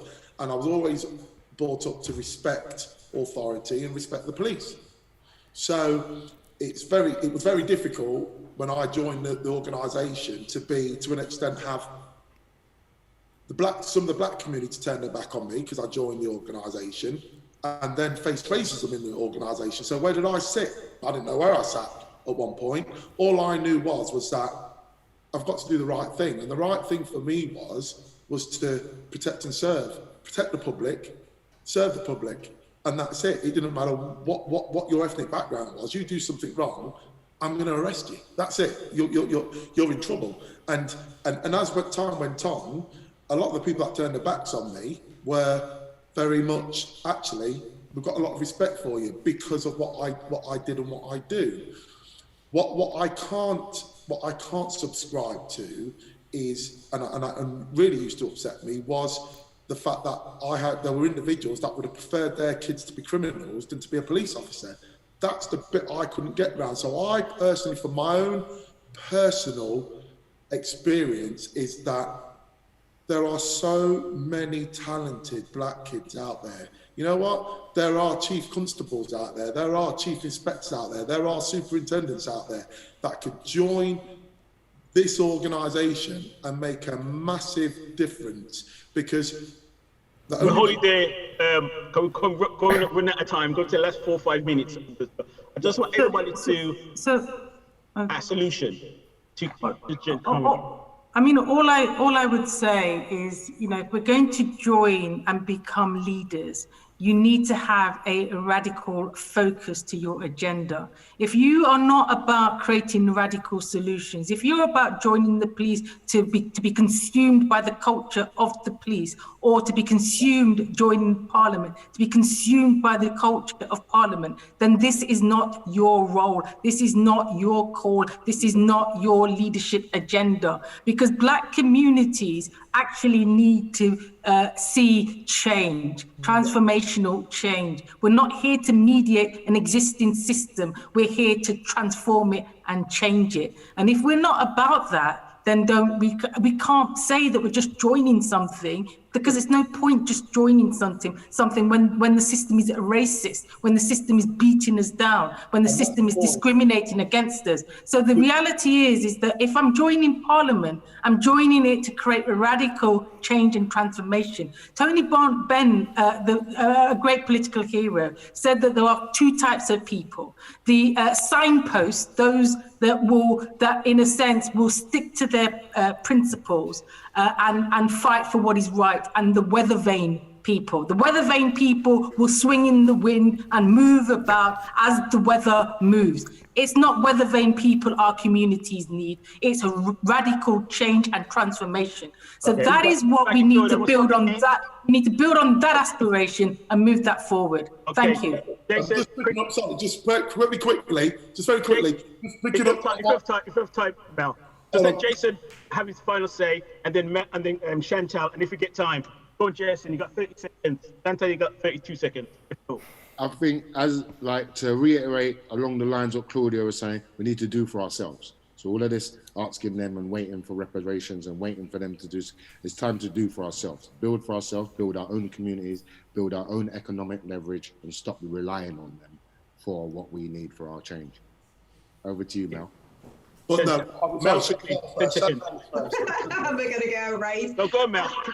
We can say Mel, then go Chantal. No, what I was going to say was, for what Claudia was saying was, you have to understand that a lot of the organisations, their actual structure is racist. So it has to change. The structure has to change because it's racist. And actually, it is more white, male dominated than anything else. So okay, I'll let you there. Chantal, to finish off before we go back to the Yeah, that's just the structure of capitalism, though, isn't it? It's white and patriarchal, and I think, like, I agree with what Claudia says. We can't just tinker with the system and just change a few little things. Racism's been entrenched in our society for like 400 years, so we're not going to figure it out today. So asking us for the answers today, we're just laying the groundwork, we're just empowering our communities, and I think we need our creatives, because just tinkering around with a system that was built to oppress us, how is that going to be the solution? No, we need to create new ways of doing things. So I'm all for people creating new parties and creating new organisations and looking for different ways, even if our instinct is to go, oh, that's a bit different. We need to. Thank you, Chantal. We'll go up to Tara. We could let's go for hours. I know. I mean, that discussion, I could have listened for ages. Yeah. So I think, thank you for everybody that's taken part in it. But I wanted to make one point here, because there is something that I don't think that we've kind of registered within this discussion, is when our parents came here, they came here with an idea that they wanted to make a change. So they knew that things were going to be harder. And they kind of dug in, and we had, people were owning their own homes and doing their own things. But us that was born here, we kind of had that feeling, well, we're here, we're born here, we should have the recognition, we shouldn't have to fight as hard. And I think in some ways we've kind of let down our children, because we fought and we've had everything come against us. We fought the policing, we fought housing, we fought education, we fought, and we expected to be accepted and treated as everybody else, and we weren't. And we've instead of kind of keeping up that fight to a certain extent, we've been complacent. And I think our children have seen that, and it's had an effect on how they're growing up and how they're seeing, because there's a bit of a hopelessness at some points, and I think that's what we've got to correct. So I don't know how you feel about that. I'm not going to give you a chance to reply to that one, so sorry guys. But thank you so much for that discussion. Thank you, Claudia. Thank you, Jason. Tubada, sorry. Well, I don't know which one you want to go by. Thank you, Mel. Thank you, Chantel. And obviously, every week, thank you, Bryan. I think these discussions over the last 5 weeks have been excellent. It's really good to get some really creative minds, some academic minds, and having these discussions. And these are the discussions we need to be doing more and need to be listened to more. So thank you for your voices tonight. So, where are we going now? We're going to, I believe, an act called Strizzy Strauss? No, not quite. No? Not quite. Okay. Oh, hang on. Let me... Wheel me in. Black Lives Matter. Black Lives Matter. It's just a short little clip, but enjoy. And thank you again to the panellists.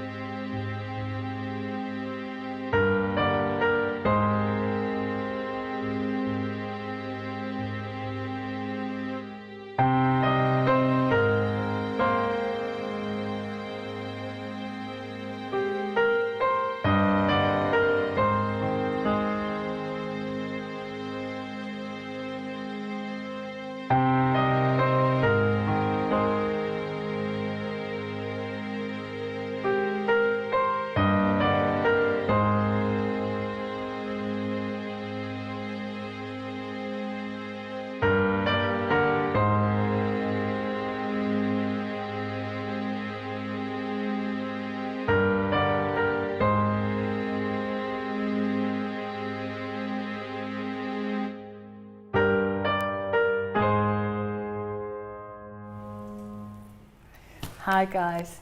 Yeah, I hope you caught that clip of Black Lives Matter. There's so much information coming in. I'm almost overwhelmed by it all. And thank you to everybody that's been making comments on the Facebook page. As we say, keep on liking, keep on sharing, and tell your friends and tell their friends, and share, keep up with us. Like, subscribe. So thank you again for everybody that's listening. So we're going to move on to one of my favourites. I mean, we've kept the same guys going over the past few weeks, so I hope you're getting used to them. But Strizzy Strauss is one of Leicester's own, and he is firing at the moment. I love his energy. Thank you, and off we go. I've said thank you loads tonight. I don't know why. Strizzy Strauss.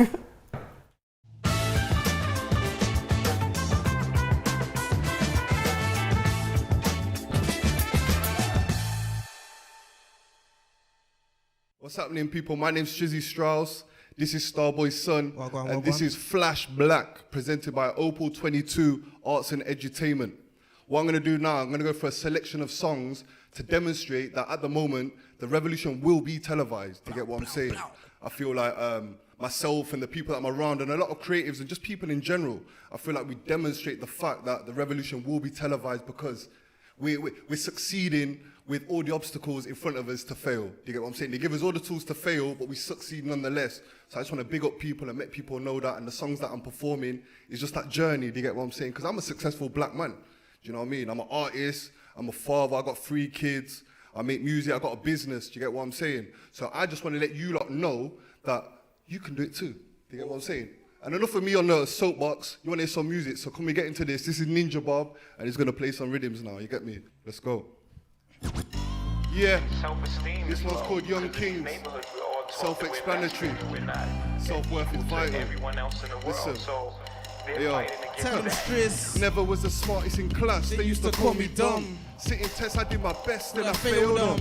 Bottom set with the plebs and a couple tugs. Got me stressed, mommy's vexed cause I'm messing up. I'm growing up illiterate, such an idiot. With low self-esteem, I'm too hesitant. And no confidence, my nervousness is evident. And ever since my daddy left, I'm sick of everything. But teachers never cared, I never shared my deepest fears. Yeah. Quick to label me bad, when really I was scared. Trust. A class clown with an attitude, you ain't my mom's. A lack of discipline, piss me off, you catch a what? That's how it was, and now I'm trying to switch it up.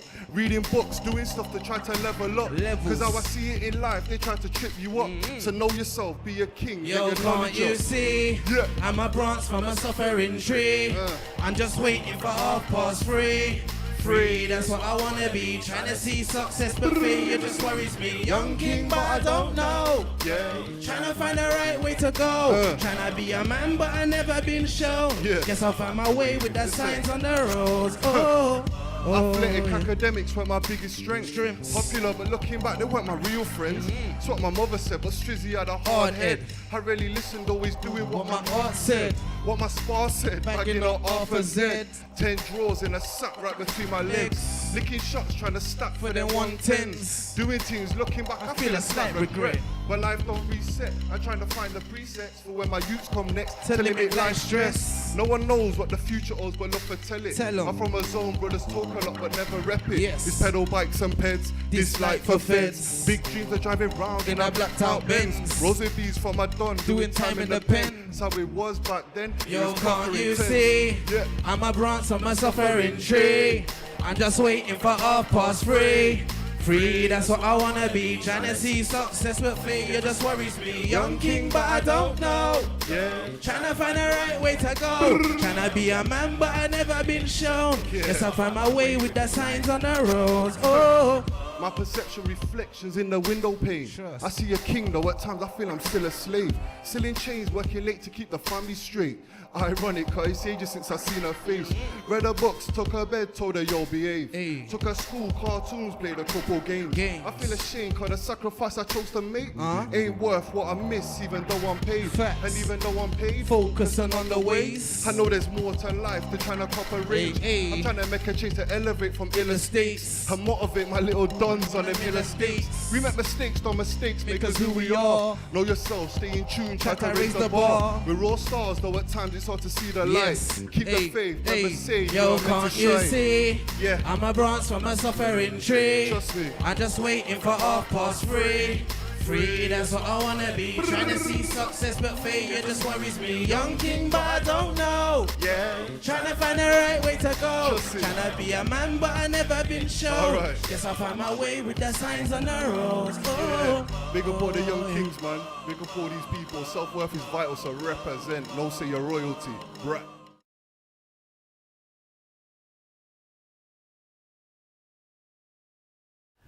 Oh my God. How good were they? I love their energy. that. I love their energy. So that's Strizzy Strauss and Stanza. So, wow. Big up, big up. Big up, thank you. For the last one of the series as well. Yeah. Well done, love it. So, we've got to go back outside we have.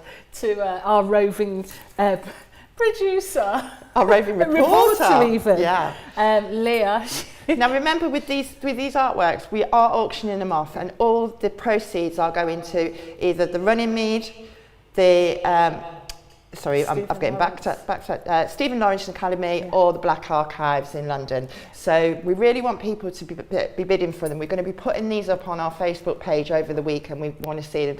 I know I'm bidding for this one because I want this one. I've got the place, so you're going to have to fight me for this one. So here we go. Leah, what you got? I'm here, guys, but just to say the painting is going to the top of my stairs, so I don't know what thoughts you've got, but this is mine. Got something ready for us, so we're going to show you what he's got. Oh my gosh, what's he going to do?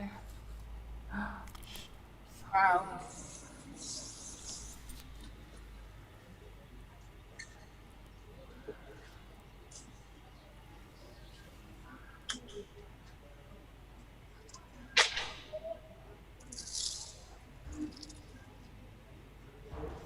Wow, that's amazing. Yeah, that's cool. Just got to draw in some eye details in the eye now. Yeah, it's a nice bit of shade in there. A bit. Cheers. Thank you. Thanks, Marcus. Back to you guys. Actually, Marcus, could you tell us a bit about the techniques that you're using there? Yeah, so the techniques I'm using, pyrotechnics, so smoke grenades and gunpowder, and they've all got a connection with the way I make art and the concept behind it. So the pyrotechnics have to go through a process of creation by destruction, and that whole creation by destruction process also resonates with what's going on in modern society. A lot of things need to be destroyed before new beginnings can be created. So yeah. Brilliant, thank you. I'm loving your work, loving it. That's deep. Thanks, Leah. Thanks, Leah. That is That's deep. right. And the fact that you're saying things need to be destroyed, stripped yeah. back before they get better, that is... And that's some, something to take on board. in some ways, I think that about our government. It needs to be totally destroyed and recreated. Yeah. I don't know if anybody saw, was it Danny Dyer that was saying the old boys crew needs to go? To come out, yes. Total agreement with that. So we're moving on to one of My favourites. Opal22's articles. Boston the Orator. He was our first host for the flashbacks, and he is a founder member of our Opal22. He's been with the organisation for about 10 years now. So bring it on, Boston. Yeah, look forward to it.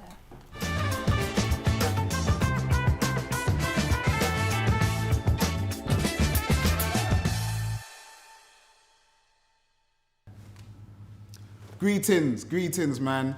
Flash Black, brought to you by Opal22 Arts and Edutainment. Every Friday, 6 p.m. Make sure you're lucky in, whether it's the Facebook, the YouTube, or the Instagram. Go find one and lock in. Myself, the Orator, Ashley Dublin, got a little sign for you.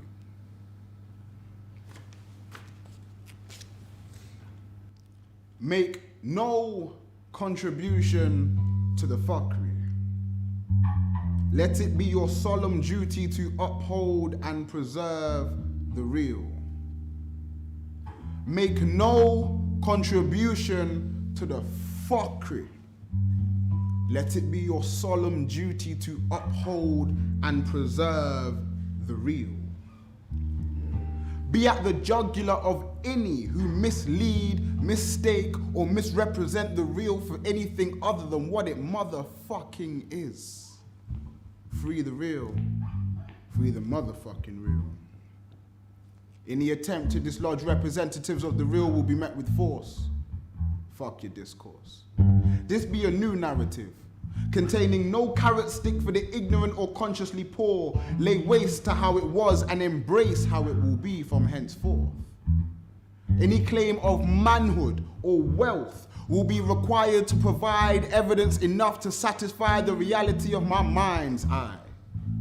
No tweet or meme shall be exalted as gospel without due critique. Give a fuck about your rep in the streets if what leaves your mouth is not categorically concrete. And the same applies for the suits and the ties. Your title cannot be vital if there's no sense in the words you provide, and I'm not even Aggie.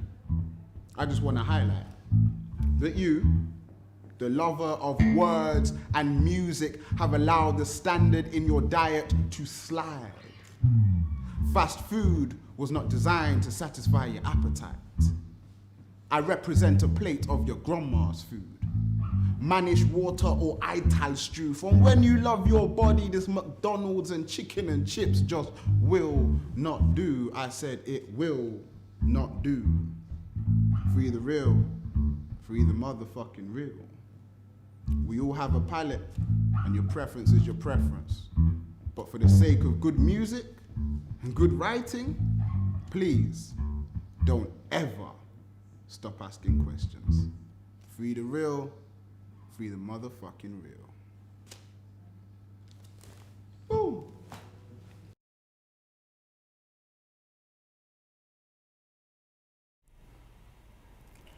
I just love that man. The His Orator. words just move me. And you know, he astounds me. His intelligence astounds me. It's somebody, as I say, he's been on board with us for such a long time, and it's a young man. He's the same age as my children, but when I heard him speak and the knowledge that comes from this young man just amazes me. And, you know, hats off to you every single time. Love having you on board. Now, one of the next ones we've got coming up, we were talking about mental health and our health systems. And one thing we know is that as a black community, we are overrepresented in the mental health scales. And I wanted to talk to somebody that's been working in this realm for over 20 years. Her name, she's Leicester's very own as well, and her name is Sandra Kelly. She's a senior psychological therapist. So, I look forward to this interview. So we're going to go to that now, talking about mental health treatment and procedures.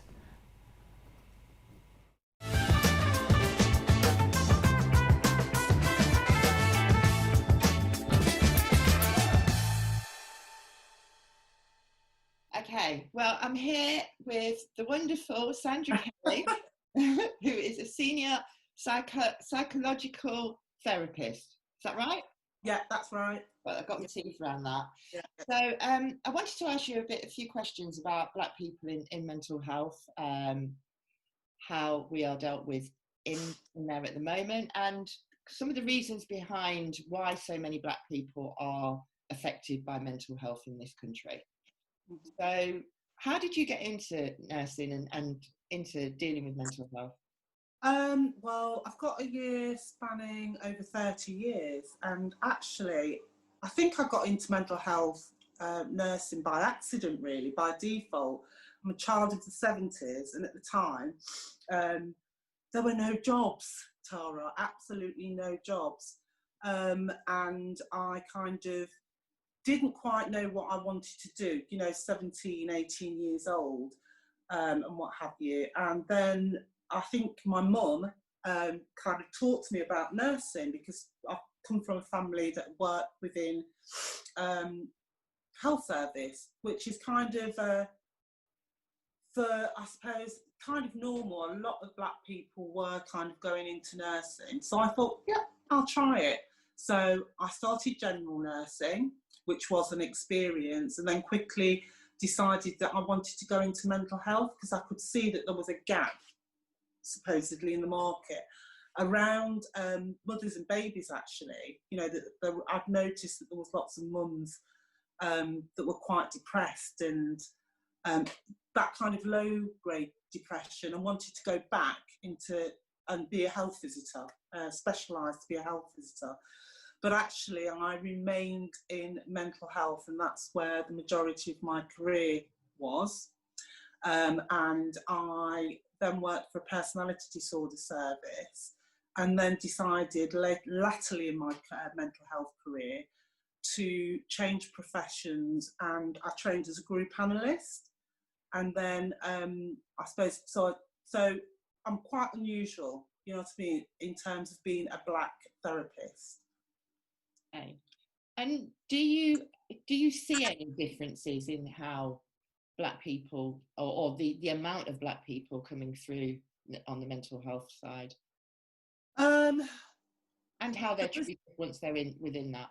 Absolutely. I think it's, well, for me, I'm aware, even when I first started training, that even at that time during my training, there was a lot of, well, even in the classroom, talking about the research around how black people were being treated differently, over-medicated, and there was a push in nursing in particular to kind of address that matter and what have you, because it's blatantly wrong. You know what I mean? That black, they just get treated differently, and I think it's a kind of, I'm going to use the word, an unconscious bias. So, you know, the general, you know, the general kind of stereotype for a black woman, if she raises her voice, is that she's an angry black woman. You know what I mean? Aggressive. Black men they don't even have to open their mouth. They can be seen as aggressive. And it's not until you get to know them that you might see a softer side of them. So for someone that has broken down in terms of their mental health and they're chaotic, and as we know, you know, people are very distressed, they can be quite paranoid, they can express their vulnerability in a really quite aggressive and angry manner because they're frightened, basically. And I think for a black person or person of black or brown person of difference, when they're in that chaotic kind of vulnerable state and feeling frightened and scared and lashing out, as a white person may do, male or female, it kind of, that dynamic of the angry black person, the angry black, is like tenfold. So you will, you know, I've experienced where a man may have been admitted onto an acute ward, you know, way back in my student time, where they come in with maybe 5 police officers straddling them side by side, kind of holding them so that they don't lash out. And this is a handover to a group of 3, maybe 4 nursing staff. And we always used to say as a staff team, isn't it ironic that the police or the people aren't able to kind of de-escalate the situation and then kind of bring them in? They always kind of come in kind of, you know, with loads of police or anything, and then deposited onto the ward where there's maybe three female staff. And within half an hour, we've been able to calm and contain that patient. And so, you know, and that's not always the case. People can, you know, you might have to get a whole staff team before that happens, but the aim is to de-escalate and kind of calm the patient down. I mean, that's quite interesting, because when some of the things that I've been looking at, when we're looking at the rates of black men and police deaths when they're in communication with police, a lot of the time they are suffering from mental health.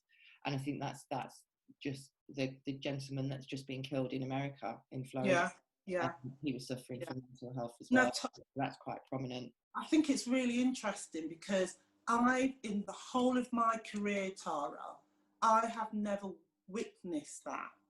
And it makes me think, and I think it makes me think about that. I wonder sometimes if just my presence in those situations have had a different outcome. You know, a black member of staff that can actually relate and talk to the person one-to-one. Because I've never, you know, when I hear these stories, and they are true, you know what I mean, because there's deaths, with people that have died, that are being restrained, and what have you. In my professional mind, I always think, how has it actually got to that situation where that has happened to the person? Because I've never witnessed it. But I'm also aware as an individual, when I've been in those situations, working with a team or working alongside a team, I have been, and we as a team, been able to de-escalate situations like that.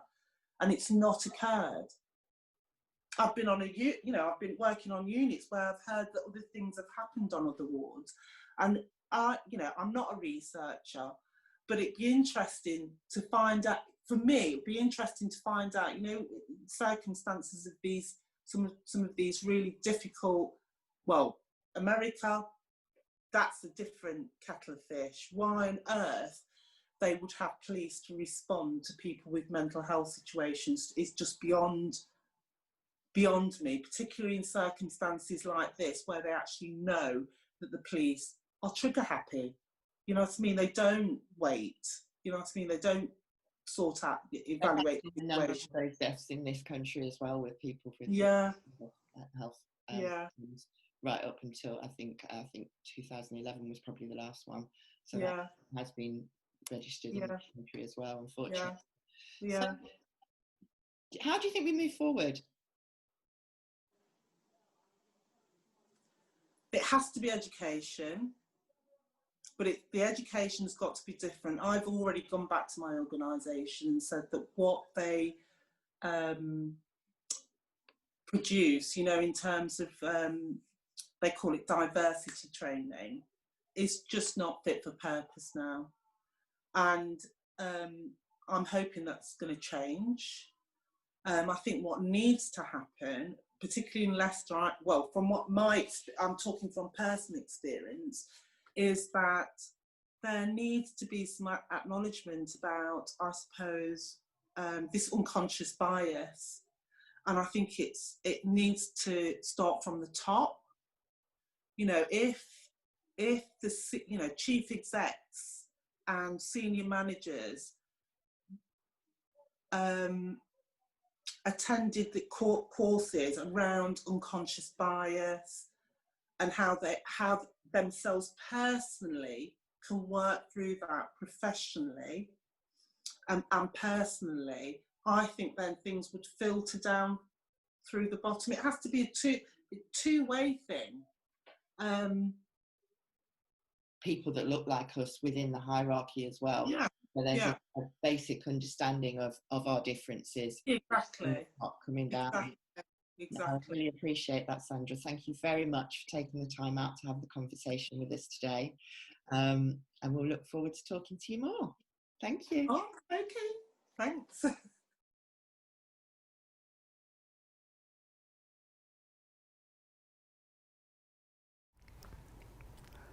And that was a brilliant discussion with Sandra, but I have been laughing my socks off back here because what the hell happened to my hair?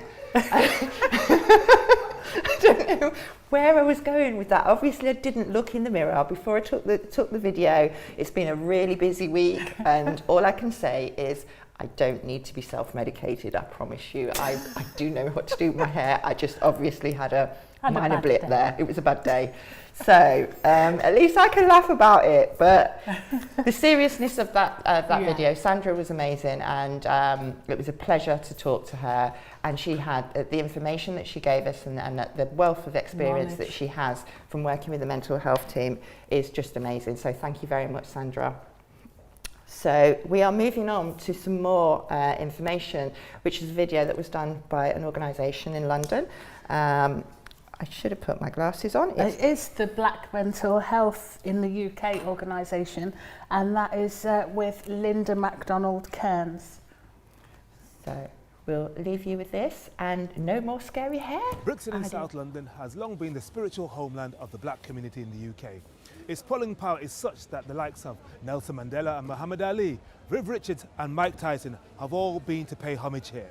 And they come because this really is the cockpit of the African Caribbean community. It's got history, it's got power, it's got soul. If you want to know how we're feeling in London, you come to Brixton.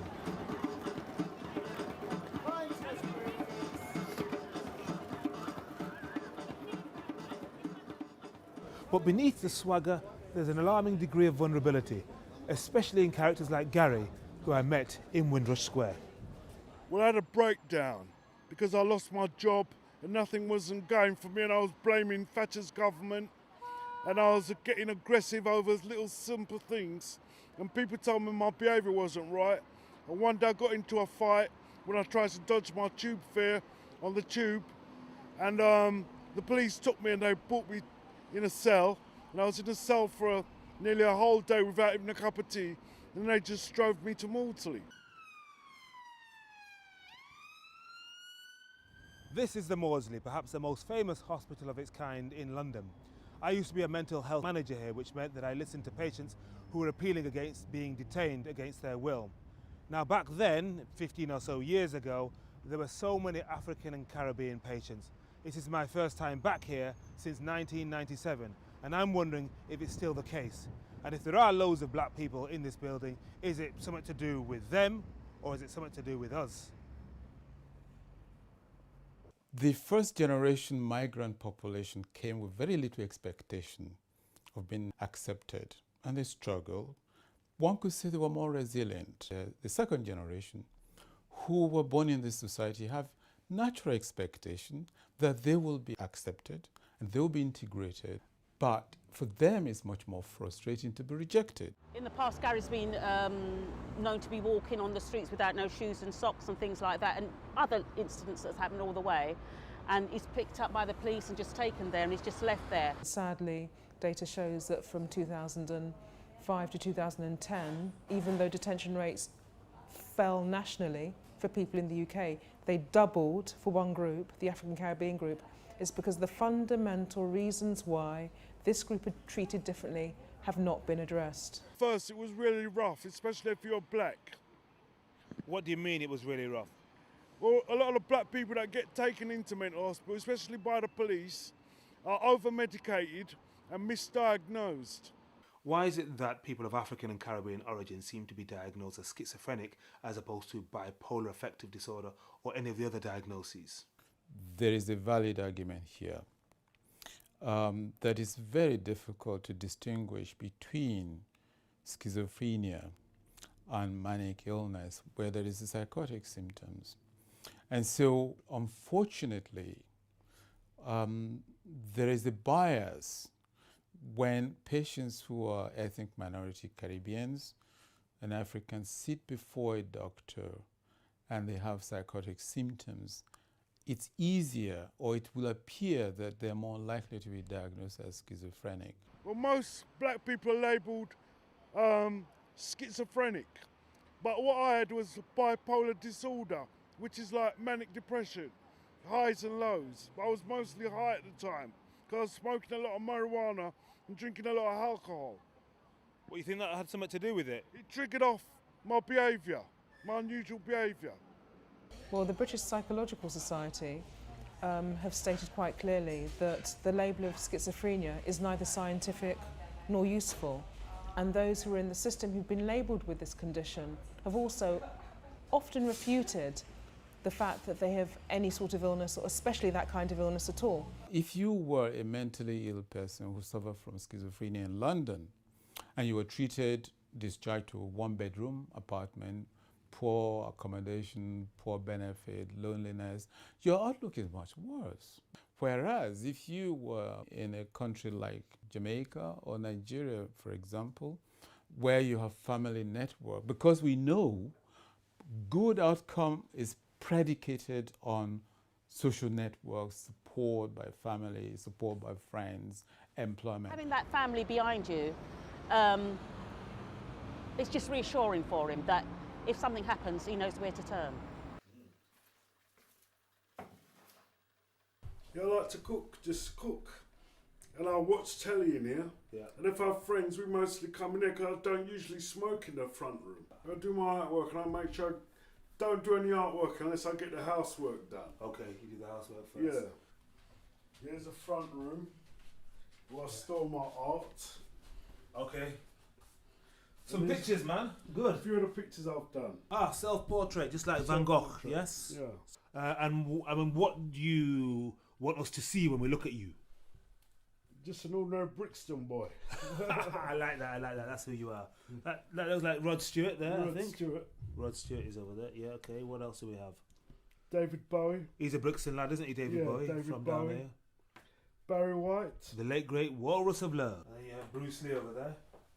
Bruce Lee. And William and Kate. William and Kate, let's see that one. Let's see. That's obviously, you did that one, what, 3 years ago when they got engaged? When was it, 3 years ago?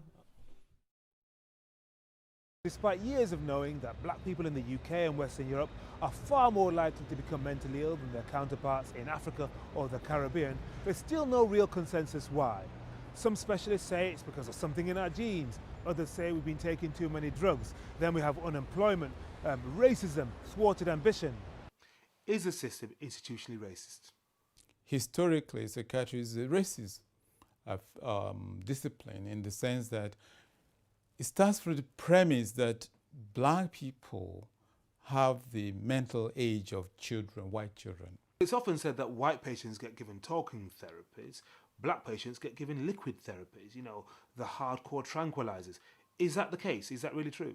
If you look at the number of people on section as a proxy of the acuity, severity of illness, then clearly there are more patients who are African Caribbean poor and restrictive section like Section 3 than local white population. There's no doubt about that. And if you are on Section 3 as an inpatient, the following are likely to happen. One, you're likely to be given medication.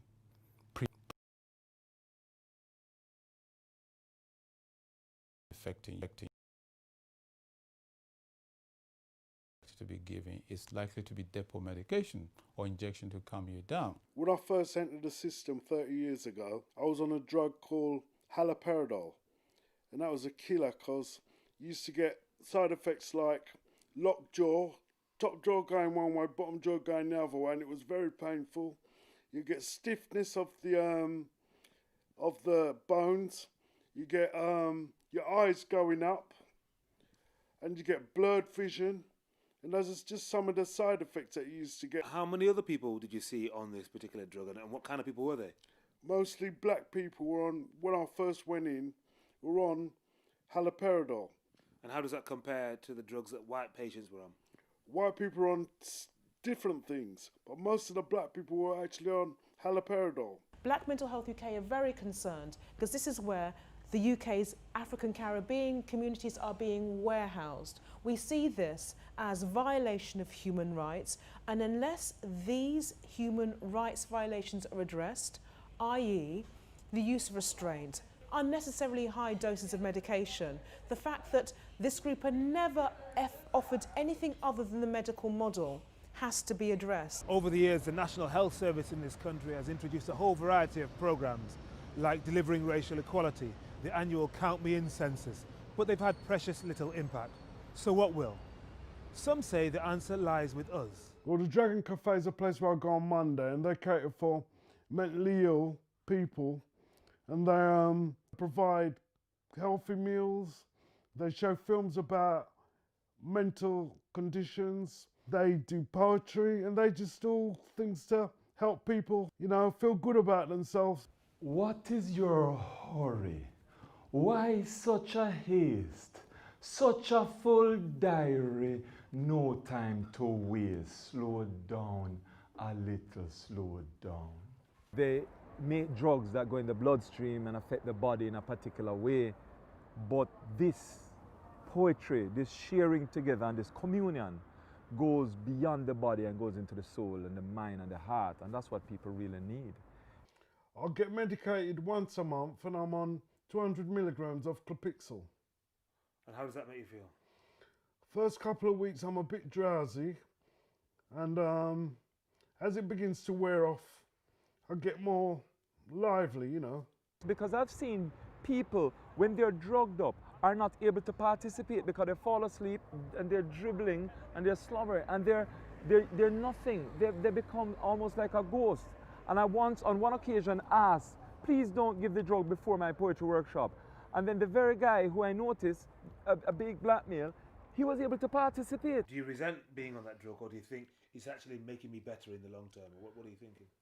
Well, I think the drugs are there to help make you better, so you might as well just take it until they reduce it, or ask for a reduction if I think it's too much for me. If you have a child in this country and you happen to be fortunate enough to have the relational connections back in the West Indies, or you have the sort of influence and the people you know there, and you can take your child back to the West Indies and leave them there for a bit to absorb some of that culture, then it would be the equivalent of the best medication you could find. Well, we know what the experts and the analysts think, but what about the regular people of Brixton? Why do you think that so many of us are having problems with mental health? Because we're hiding it. A lot of people have issues and they're too proud. To be honest, I'm not sure how it can be rectified, other than obviously people speaking about it and making it more open. We need a new card. That racism card is outdated. We have to think within ourselves and try to help our community. We're too selfish. And what about your identity? How do you see yourself, you know, as a man, as a black man, as a Caribbean man? Do you ever think about that?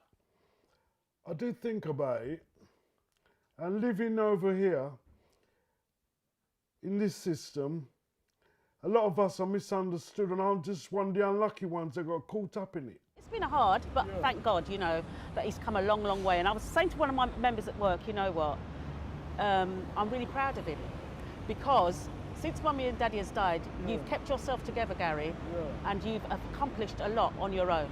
And honestly, I'm really, really, really proud of you. Do you think about having a partner and family, etc.? Well, I don't think so much about family, but I wouldn't mind if I had a family of my own. But I do think about a partner sometimes. But I've got many friends, but none of them are suitable. Do you ever think, why me? Why am I living with this condition? Why do I have to be on drugs? Why am I living like this? Or do you think, well, this is life? Well, I think it happens to some people, and it happened to me. And I've got to live with it. That's what I think.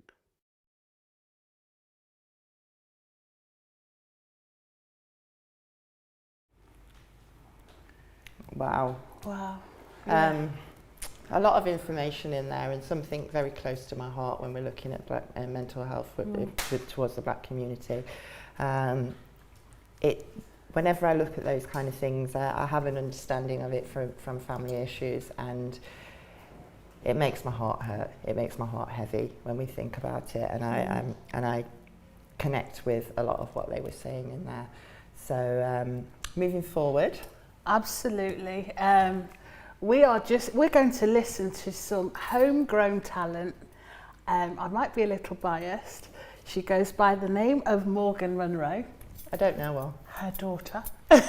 And this is a piece that she did. It features Minchie, and it's focusing on Black Lives Matter movement and what's happened throughout the earlier part of the year.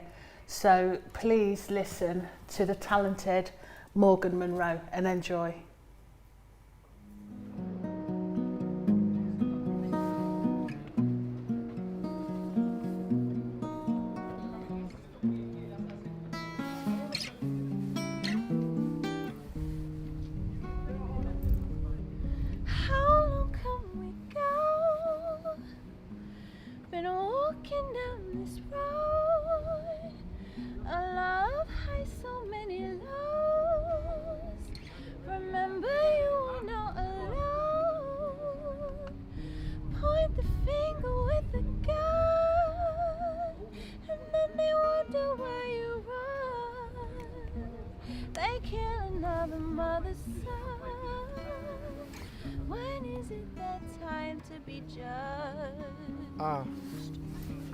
Sure.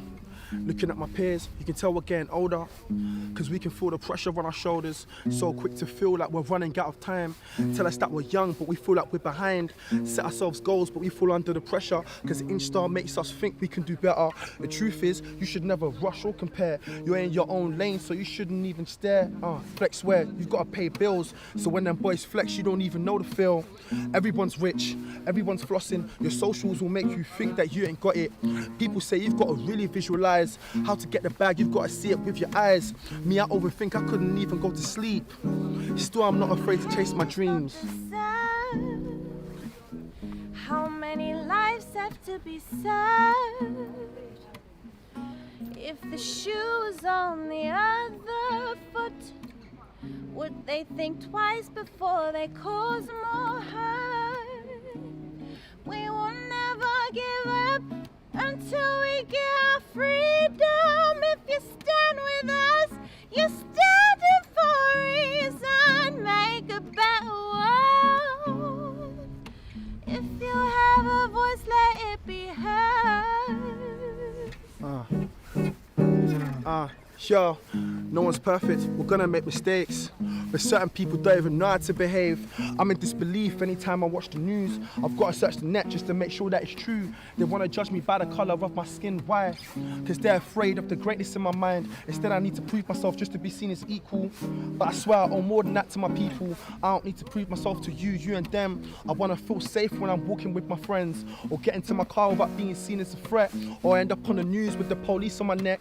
Everybody's tired of this aspect in our lives. Another hashtag we've got to type.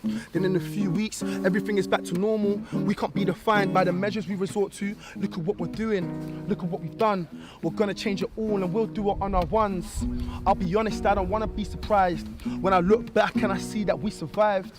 Tell the truth. If you have a voice, let it be heard. How low can we go? Been walking down this road. Sure. A love high, so many lows. Remember, you are not alone. Point the finger with the gun, and then they wonder why you run. They kill another mother's son. When is it their time to be judged?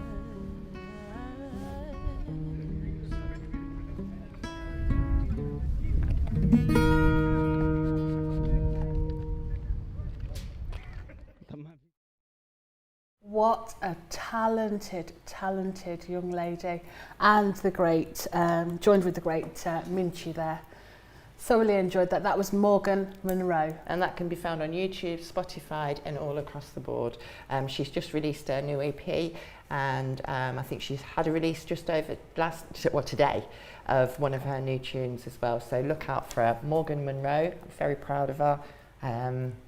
Moving forward, because she doesn't like me to say who she is. So yeah. So we're going out to Leah again today.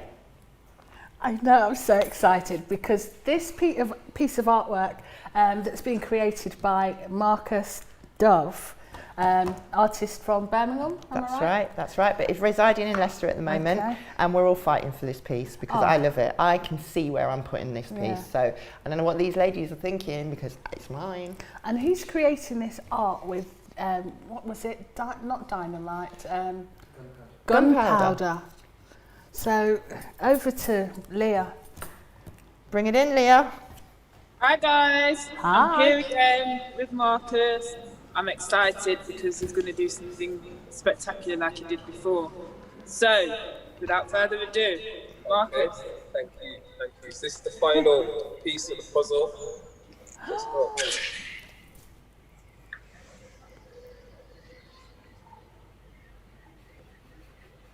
So what I've got to do is I've got to just basically place a smoke grenade inside here and let it cook for a little bit.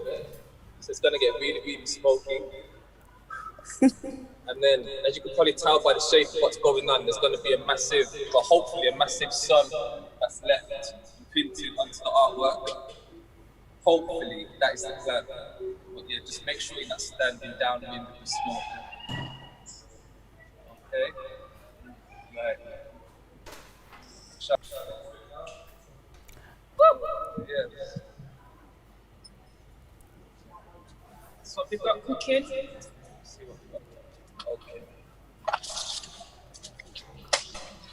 Okay, so you just there's a stencil on here. Brilliant. Oh wow. Amazing. Oh my gosh. There you go. This is amazing, Marcus. Thank you so much. It's that, wow. Do you want to just write my name on it? I think there's going to be a fight over this piece. Okay. Back to you guys. Thank you. Thank you. Love it. Marcus, I mean, oh no. That's coming home with me. It's coming home with me. I'm sorry. Sorry guys, you can all bid, but you're going to have to outbid me. So if you like this piece and you want to help out the charities that are out there at the moment, please bid in, like our page and put your bids in. Do it for a direct message. Tell us how much you think you want to pay for this piece. As we said before, all donations are going to the Runnymede, Stephen Lawrence Academy and the Black Archives. Black Archives. So let us know. Come on. bid for them, see what you've got. I'm going to be putting these out onto our Facebook page as well, and onto our Instagram page, so you can see them in close up, and you can kind of look at them and see exactly what you think of them, and then kind of give us an idea on what you want to pay for them, because we've had some great artists coming in over the past couple of weeks. This one is my favourite. Definitely. I'm sorry you guys, but I love this one. No. Anyway, back to the studio where we've got my favourite person, the orator, introducing Boston. Yeah, I sat down with Boston because I think we've gone through this, and even in the discussions, we really wanted the perspectives of the younger elements. Now, Boston's 20... He's in his 20s. 27, yeah, Boston's 27, and he really, soul. oh definitely, Yeah. He's got an adult head on him, Yeah. but he sees things very differently to my age group. So it's nice to get the perspective of a young black male living in this country, and it was a really interesting discussion, so we're going to patch over to Boston. Okay.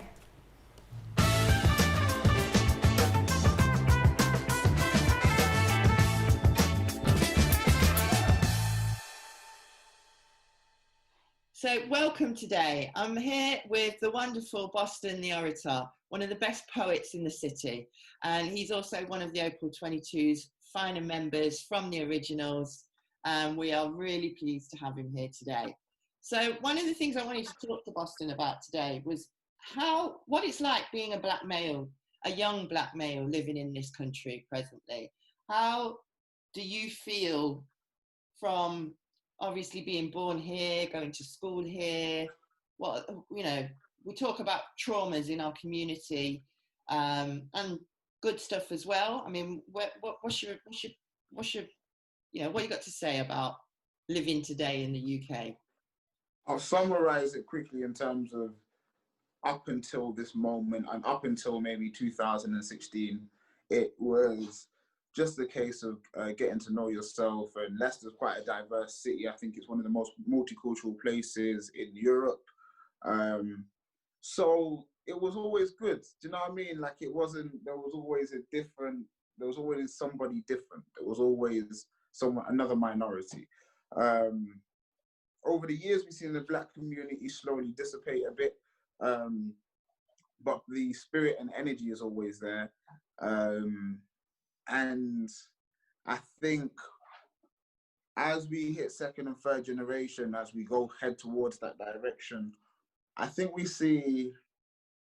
we're at the point now today where one of the things I was considering earlier today is the position we might find ourselves in if we rely on events such as Black History Month and other like novel festivities to tell us who we are.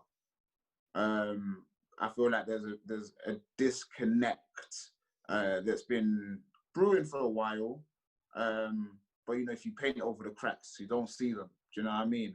But I do think there's a huge swell within my generation of people who are actively conscious, and maybe it reminds me of like the 60s and 70s and some of the people that were born out the experiences they had in the early 1950s in America and different parts of Britain.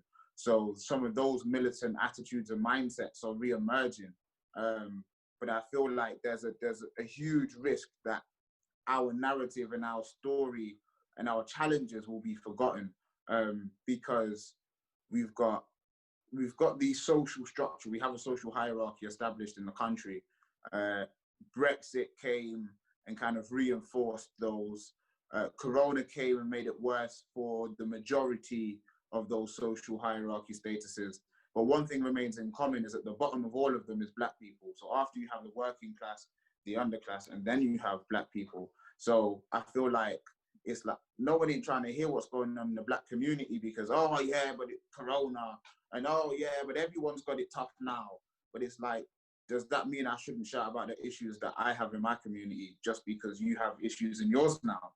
Like, so I feel that we're at an interesting juncture, but there's a huge swell of people who have got that militant mindset and spirit, but there's also just a whole lot of ignorance because that's the way it is at the minute.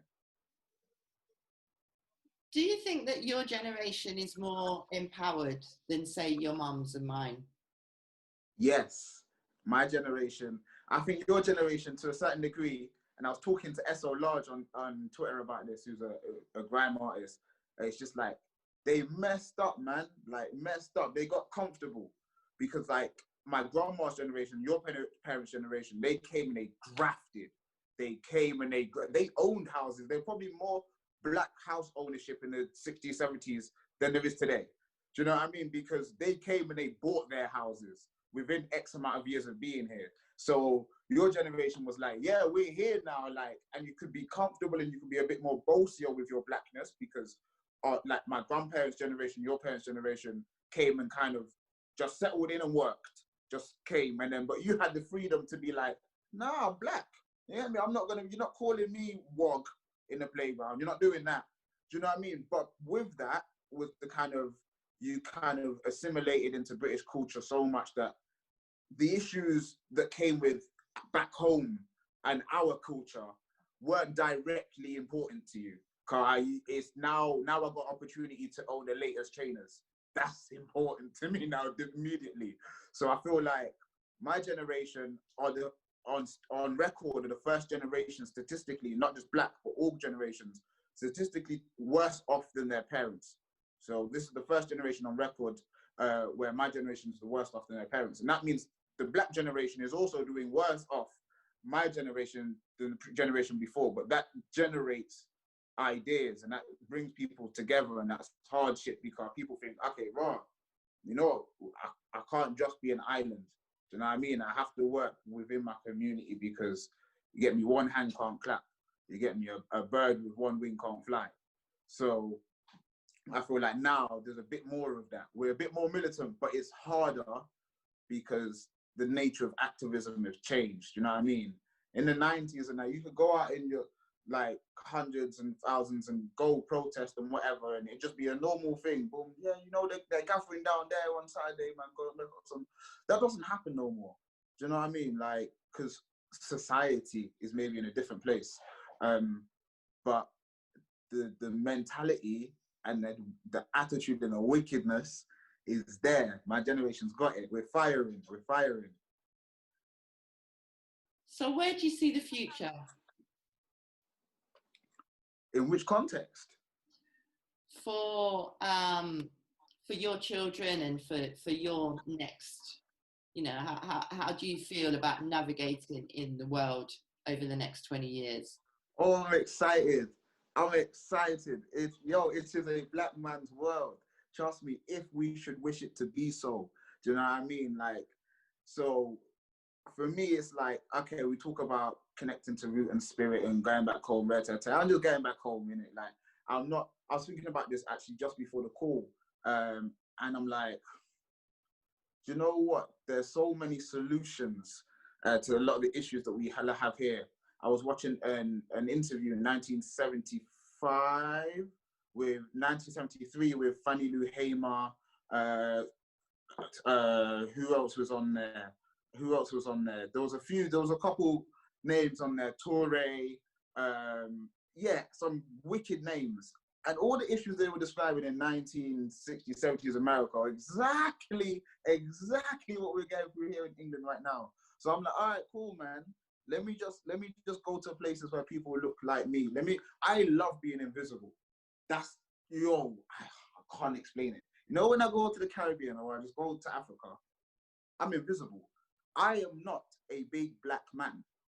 Do you know what I mean? And I'm just another guy. Do you know what I mean? So I want for my children for that normality, do you know what I mean? To just be people and not to have to be black people. Do you know what I mean? Because they're always going to be black. They don't have to be reminded. They don't have to live in a society that constantly reminds them. Do you know what I mean? I want them to feel comfortable and liberated within their skin, to not worry about that and just worry about just solving world problems. And you know what I mean? Go and just worry about great stuff. Go and worry about being great and amazing. Like, we've done the groundwork. So, I mean, it sounds like your plans are not British or not to be in Britain. What do you see for British black people? Hopefully a recognition that it's go to Africa. Go to Africa, I think, like, and not just, you don't have to go there and live, but go home, go and touch base, go and tap in and come back, and it will help you refocus your energies in your efforts for a greater Britain for the African diaspora. Like, but I think, because you know, sometimes it's hard to know what you're supposed to be doing if you don't know what has already been done before you. Do you know what I mean? So first, everyone go home. Just 2 weeks, 2 months, 2 years, go, come back, if that's what you want to do, and then get to work. But I think sometimes we need guidance, and sometimes there's no better teacher than experience. Do you know what I mean? So go and experience what it's like to just be a man or just be a woman and be invisible. And that means don't go stand up in the hotel resorts and that. Just go be with your people. Just go be local. You know, you get me? Like, but I think overall, I think for the fight ahead, which people love to hear about the fight, don't they?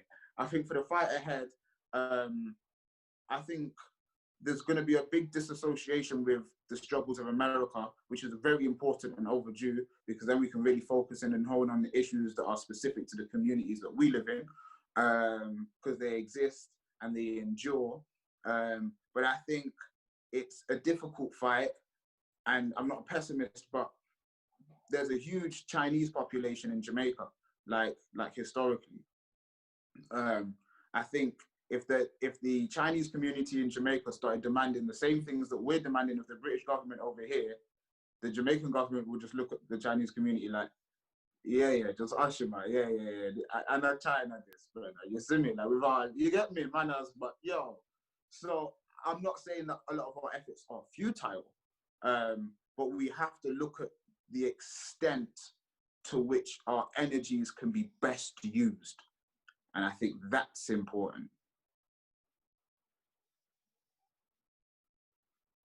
Thank you so much for that, Boston. It was really insightful talking to you. I'm going to stop the video here, but thank you for that. No problem. Take care.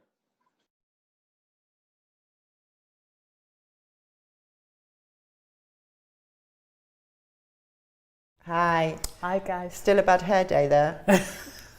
I don't know what was going on, but I really need to look at the mirror before I do these interviews in future. She does. So, again, Boston smashed it. His brain, time. like I say, he amazes me. For a young man, he is so articulate, and his knowledge of the world astounds me on a regular basis. So thank you very much, Boston. So moving on, yes. I got the chance to speak to one of the people that I would say is one of my heroes.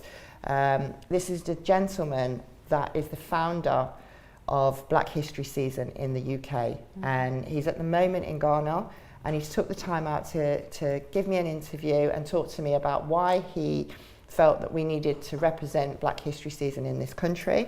And it was a season when he first started doing it. It was 3 months. It went from September through to November, and over time it's been reduced to just a month.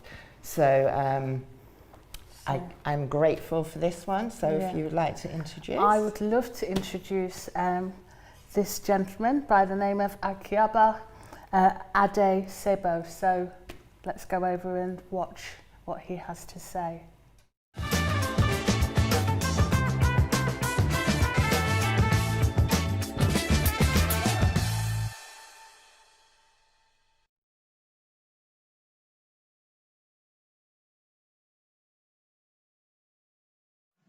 What had to be done was the question. What had to be done? After reflections,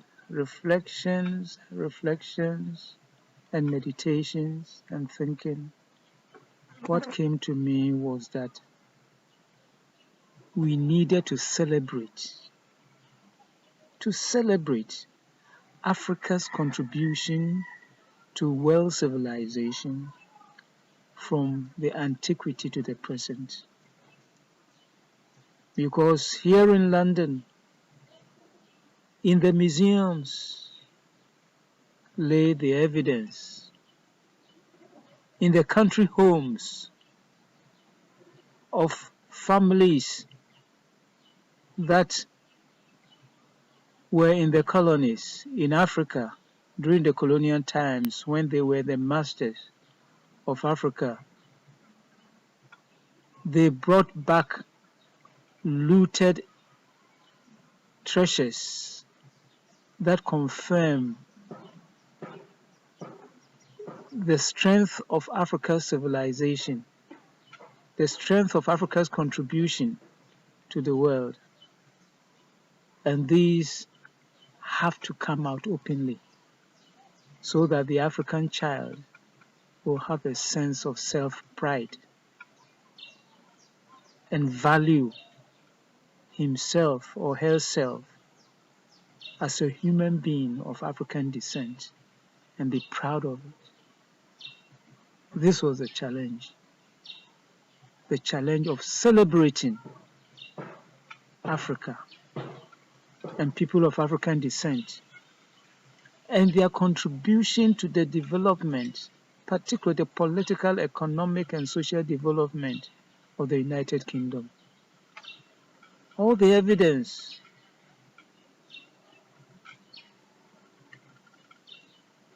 is there, the evidence available. Why have they been hidden away from the African child? These have to come out. So I thought through things and put a program together. And together with my colleagues at the Ethnic Minorities Unit of the Greater London Council, we discussed this, examined it thoroughly, and decided that we will initiate a series of lectures and concerts within the community.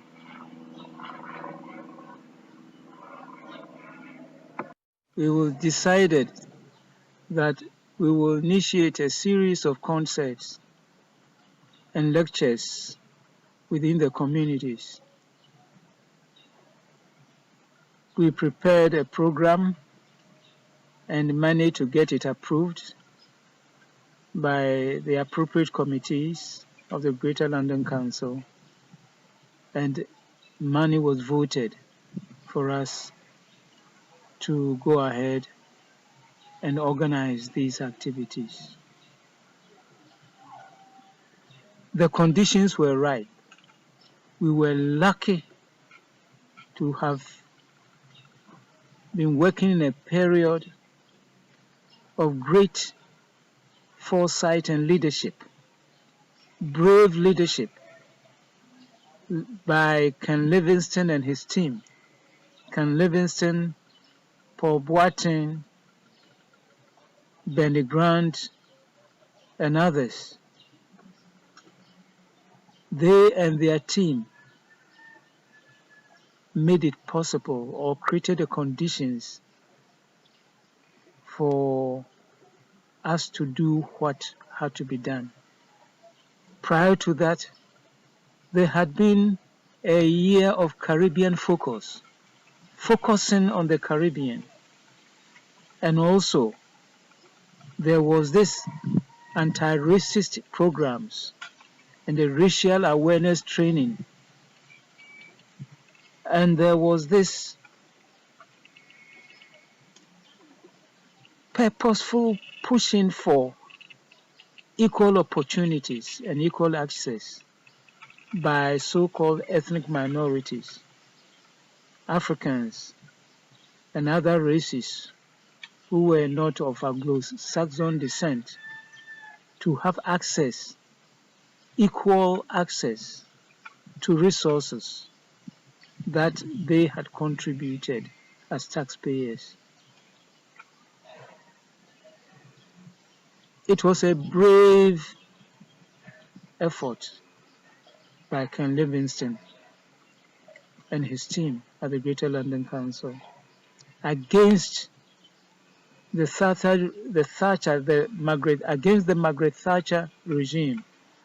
the Margaret Thatcher regime. I also came to the realization that the approaching 1987 was of great historical significance to us as African people. 1987 was remarkable because of the coincidence of three historical events.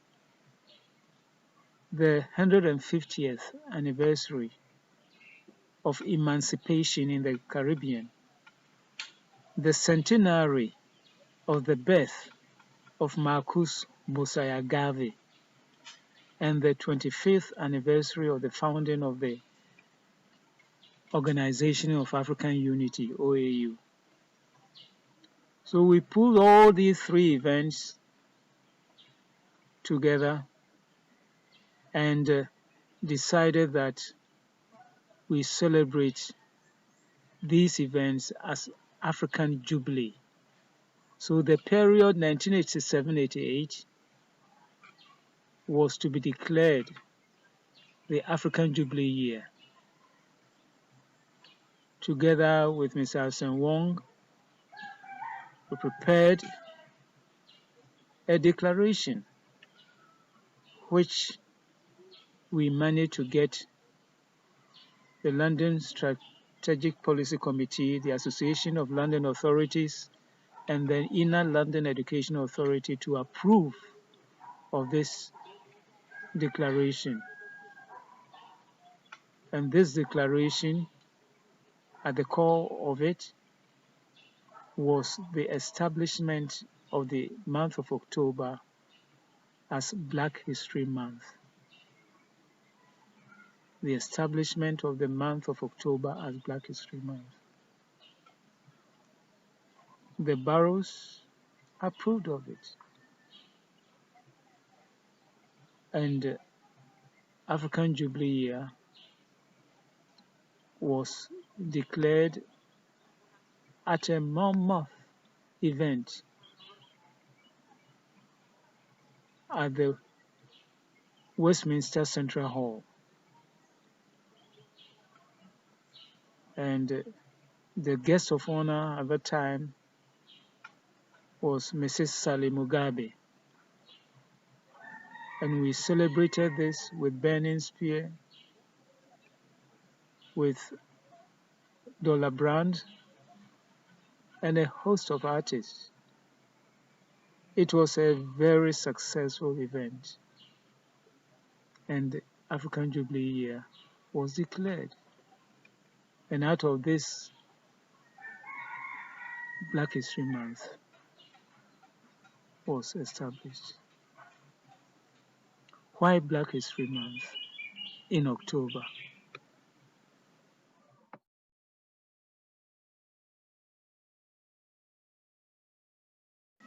Black History Month has come to stay. Black History Month is a calendar month, which is also a calendar space. It's your own space, a whole calendar month that has been created for you. It's unique. It's your own space. So you have to fill it with rich content. And I'm really delighted. There are over 10,000 activities organized across the country, all over the United Kingdom. And this has spilled over into Europe too. You have done well. I'm very proud of what has been achieved over the past almost 35 or so years. It's a tremendous achievement. I didn't expect it to grow so fast, or to have over 10,000 activities being organized spontaneously by individuals in their groups and in associations. The response has been great. Even traditional institutions like the banks, the police, the army, the navy, the museums, the libraries, they are all celebrating Black History Month and the contribution of Africans and people of African descent to world civilization. It has come to stay, and it is yours. It is yours. The space is yours. As Africans, the space is yours. I am very, very delighted. I recall that what worried me was that there should be a central body to lead it, like a clearinghouse, and so that they provide leadership to the organization of Black History Month. But it occurred to me also that it would be a grave mistake. Just cast the seed wide, drop the seed within the community, and let the people pick the seeds, sow them, and tend them for it to grow so that they possess it as themselves. I was afraid that the egos of people appointed to head the Black History Month may come to stand in the way of its growth. I've seen it happen several times, and I didn't want this to disturb the growth of Black History Month. And I think it was a wise decision. It was a wise decision. Now it is owned by people who take the initiative to organize events and activities. It is owned by the community. It's owned by the people. That is the essence of Black History Month. It is yours, and its ownership and its presentation depends on you.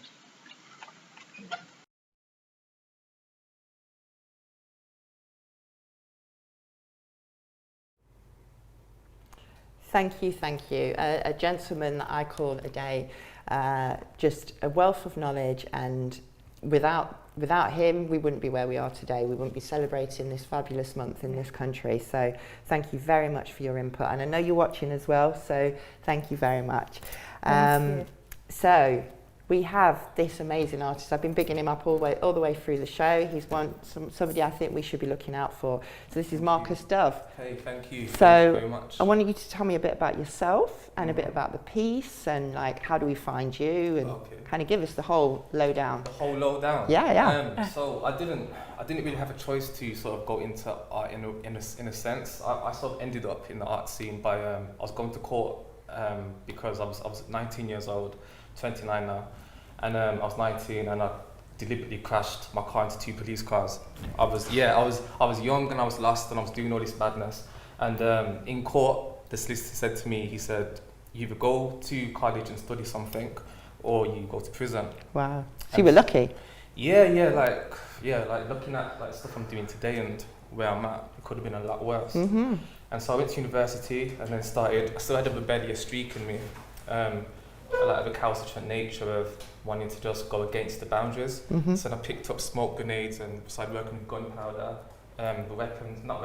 tools of of riots. And then all came back naturally, and started making artwork in that manner. Well, you know, this is one way to project what's going on in your head in a positive manner, and it's amazing. So where can we find you? So I've got a website, www.marcusdove.com. That's Dove like the bird, D-O-V-E. Instagram is my main social media, @MarcusDoveArt, all one word. And you can find me at the moment like physically in Leicester, but online is obviously better. So you finished your degree now? Mm-hmm. Yeah? So are you staying in Leicester? Yeah, for the time being. I've got an exhibition coming up next year. Mhm. Where I need to find local venues in Leicester and some in London. Mhm. That's supported by the Arts Council actually. Sure. So that's a good connection sort of thing. Brilliant, brilliant. So yeah, next year. The venues are yet to be announced. So we know that we can find you at some point if we keep on looking at what you're doing. And this work is just amazing. As I say, we've been bigging him up all the way through, and I think the technique behind it and everything he's doing, we need to really support the young artists at the moment. So thank you. Remember, this is up for grabs. I'm bidding for it, but if you can bid higher than me, So am I. I think we're all bidding for it. Everybody in the studio are bidding for this piece because we all love it. So, yeah, we'll come back to it. Please look on the Facebook, look on the YouTube, like the page, like, subscribe to the YouTube, and put your bids in because it's going to a good cause, and we're trying to raise money for some of these great charities that need our support right now. So, look forward to hearing from you. I want to And ask thank a you. quick Oh, question. sorry. Have you got a title for this piece yet? Yeah, it's called Power Struggle. Wow. Love And that. you know, I do have a question actually, because we asked you to do something that represented what we were going to be talking about tonight. So explain the links for us. Okay, so the materials that I use go through a form of creation via destruction. They have to combust before they can obviously create the pigment and the marks on the canvas. In the same way, society, especially today, we have to destroy current boundaries in order to create something that's going to help. Hopefully be better. Yeah. But exactly, yeah. So Yeah, there's that move connection forward. there. And yeah, and obviously the sun is on the inside of the cage, so it's about freedom inside, breaking down boundaries. It's all there, and also free to make up your own interpretations too. As well. Definitely. Love it. Thank you so much. Thank you so much for being part of our final series. Thank you. And as we say, we've had Adele, who has been amazing. He was our special guest. We've had a wealth of discussions about, but we're not finished yet. We've got some musical artists. So we've got Tanai Brown coming up. She goes crazy every time we mention Tanai. So It's he's Mr. our next Tanai one, Brown. but he's not the only one. So stick with us. It's all about fun. It's all about enjoyment over the next couple of minutes. So we've only got a little bit left. Stay with us. Speak to you soon. Enjoy. Tanai Brown.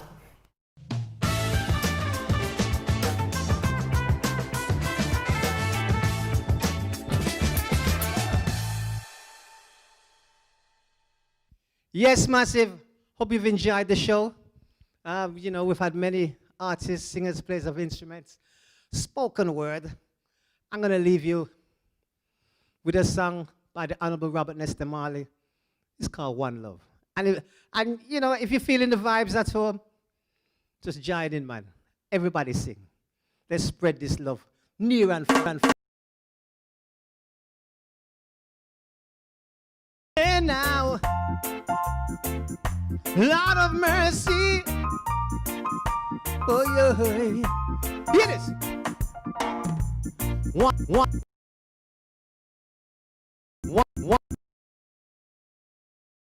Get together and feel alright.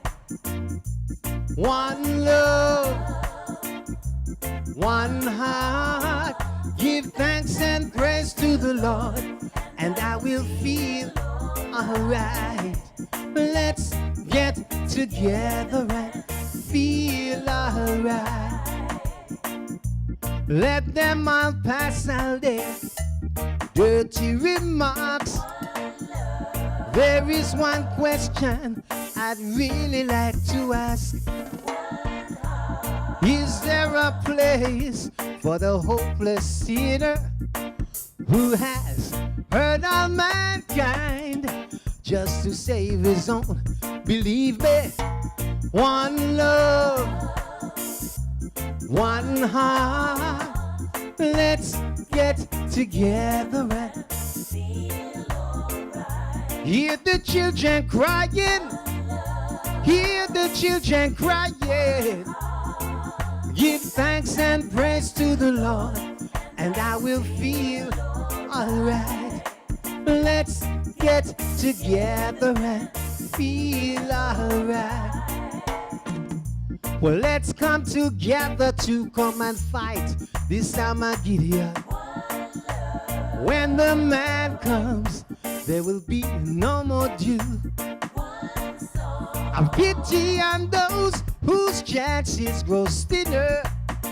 There ain't no hiding place from the Father of creation. Believe me, one love. What about the one heart? What about the old world? As it was in the beginning, in the end. Give thanks and praise to the Lord, and I will feed you. Let's get together and feel alright. Give thanks and praise to the Lord, and I will feed you. Let's get together and feel alright. Thank you very much, people.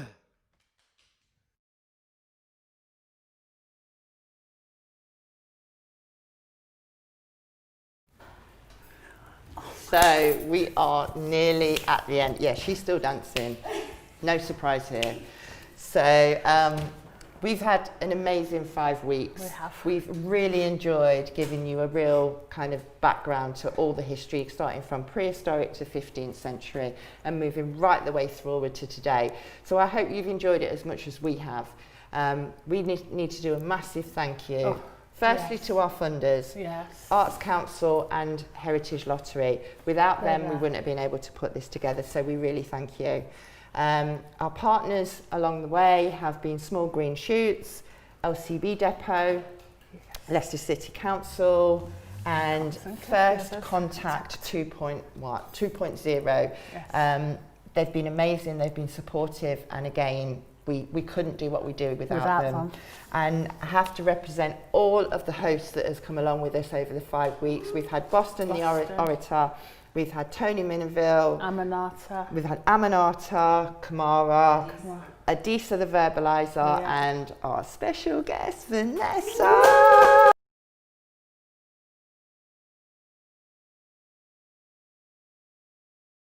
We have Leah Frederick. Come over, Leah. Come on. Tanya Lee. Come on. on. Come on, Tanya. No. Well, we can't get too close because of the whole COVID thing. Boston, the Orator, that's not here with us today, and especially our technical team, which is Image Nova, that without them, we couldn't do this. So I thank you guys. I know you can't see them, but they're sat in front of us and they wave us in and do all they've got to do. Guys. So we really appreciate you being here. So our last and final act of the whole of the flashback event is Brother to Brother, and we want to leave you in a high note, and then we're passing over to Leicester Community Radio. So thank you for being on board, thank you for sticking with us, and thank you for your support right the way through Black History Season 2020. Thank you, Tara. Thank you, Tara. Without you. Well, thank you. And hopefully we'll be back next year. Well, we'll be back before that. Okay. I've got ideas for you for next year. You'll see us next month. Well, no, maybe not next month. I need a break.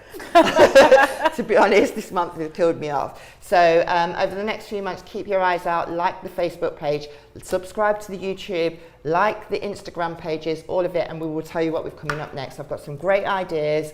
Keep supporting, keep following, keep watching. Keep communicating. Brother to Brother.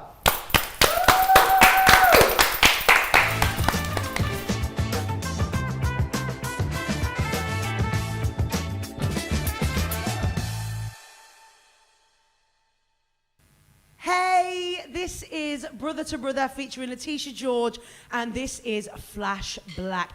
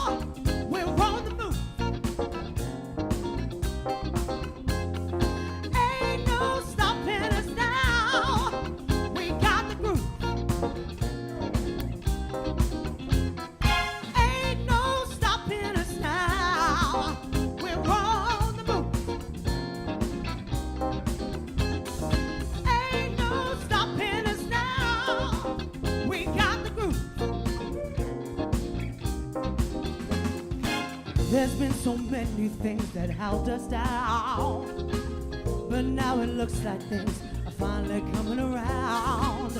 I know we've got a long, long way to go, but where we're going, we don't know. But we won't let nothing hold us back. We're pulling ourselves together, we're polishing up our act, no. And if you've ever been held down before, know that we ain't choose to be held down anymore. Well, don't you let nothing, nothing stand in your way. I want you to listen, listen to every word I say, every word I say. Ain't no stopping us now. We're on the move. I know, yeah. Ain't no stopping us now. So we got the groove. Hey, hey, hey. Ain't no stopping us now. We're on the move. I know. Ain't no stopping us now. We got the groove. I know you know someone who has a negative vibe, and when you're trying to make it, they push you to the side. Ask them where they're going. I don't know. I don't concern myself, I just let it go. But there ain't gonna be nothing holding back. We're pulling ourselves together, polishing up our act, oh.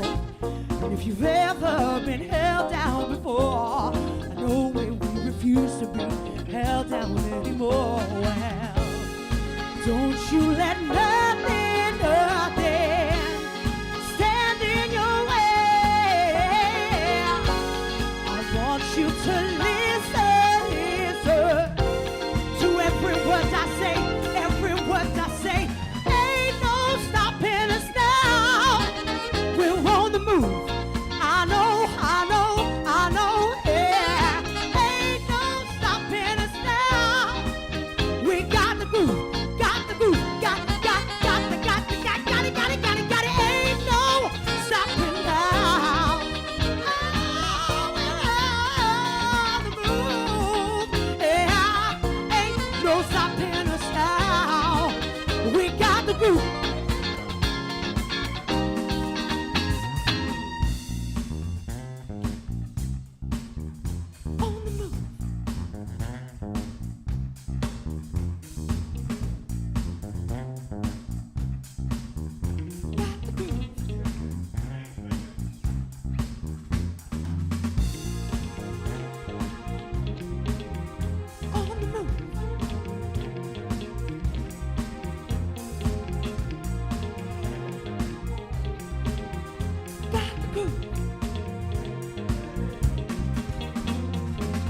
Ain't no stopping us now.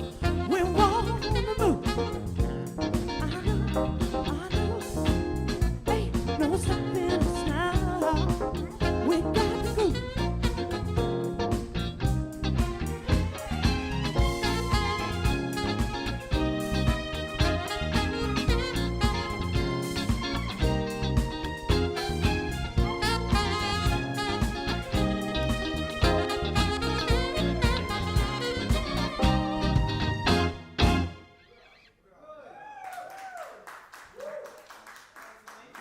That was fun.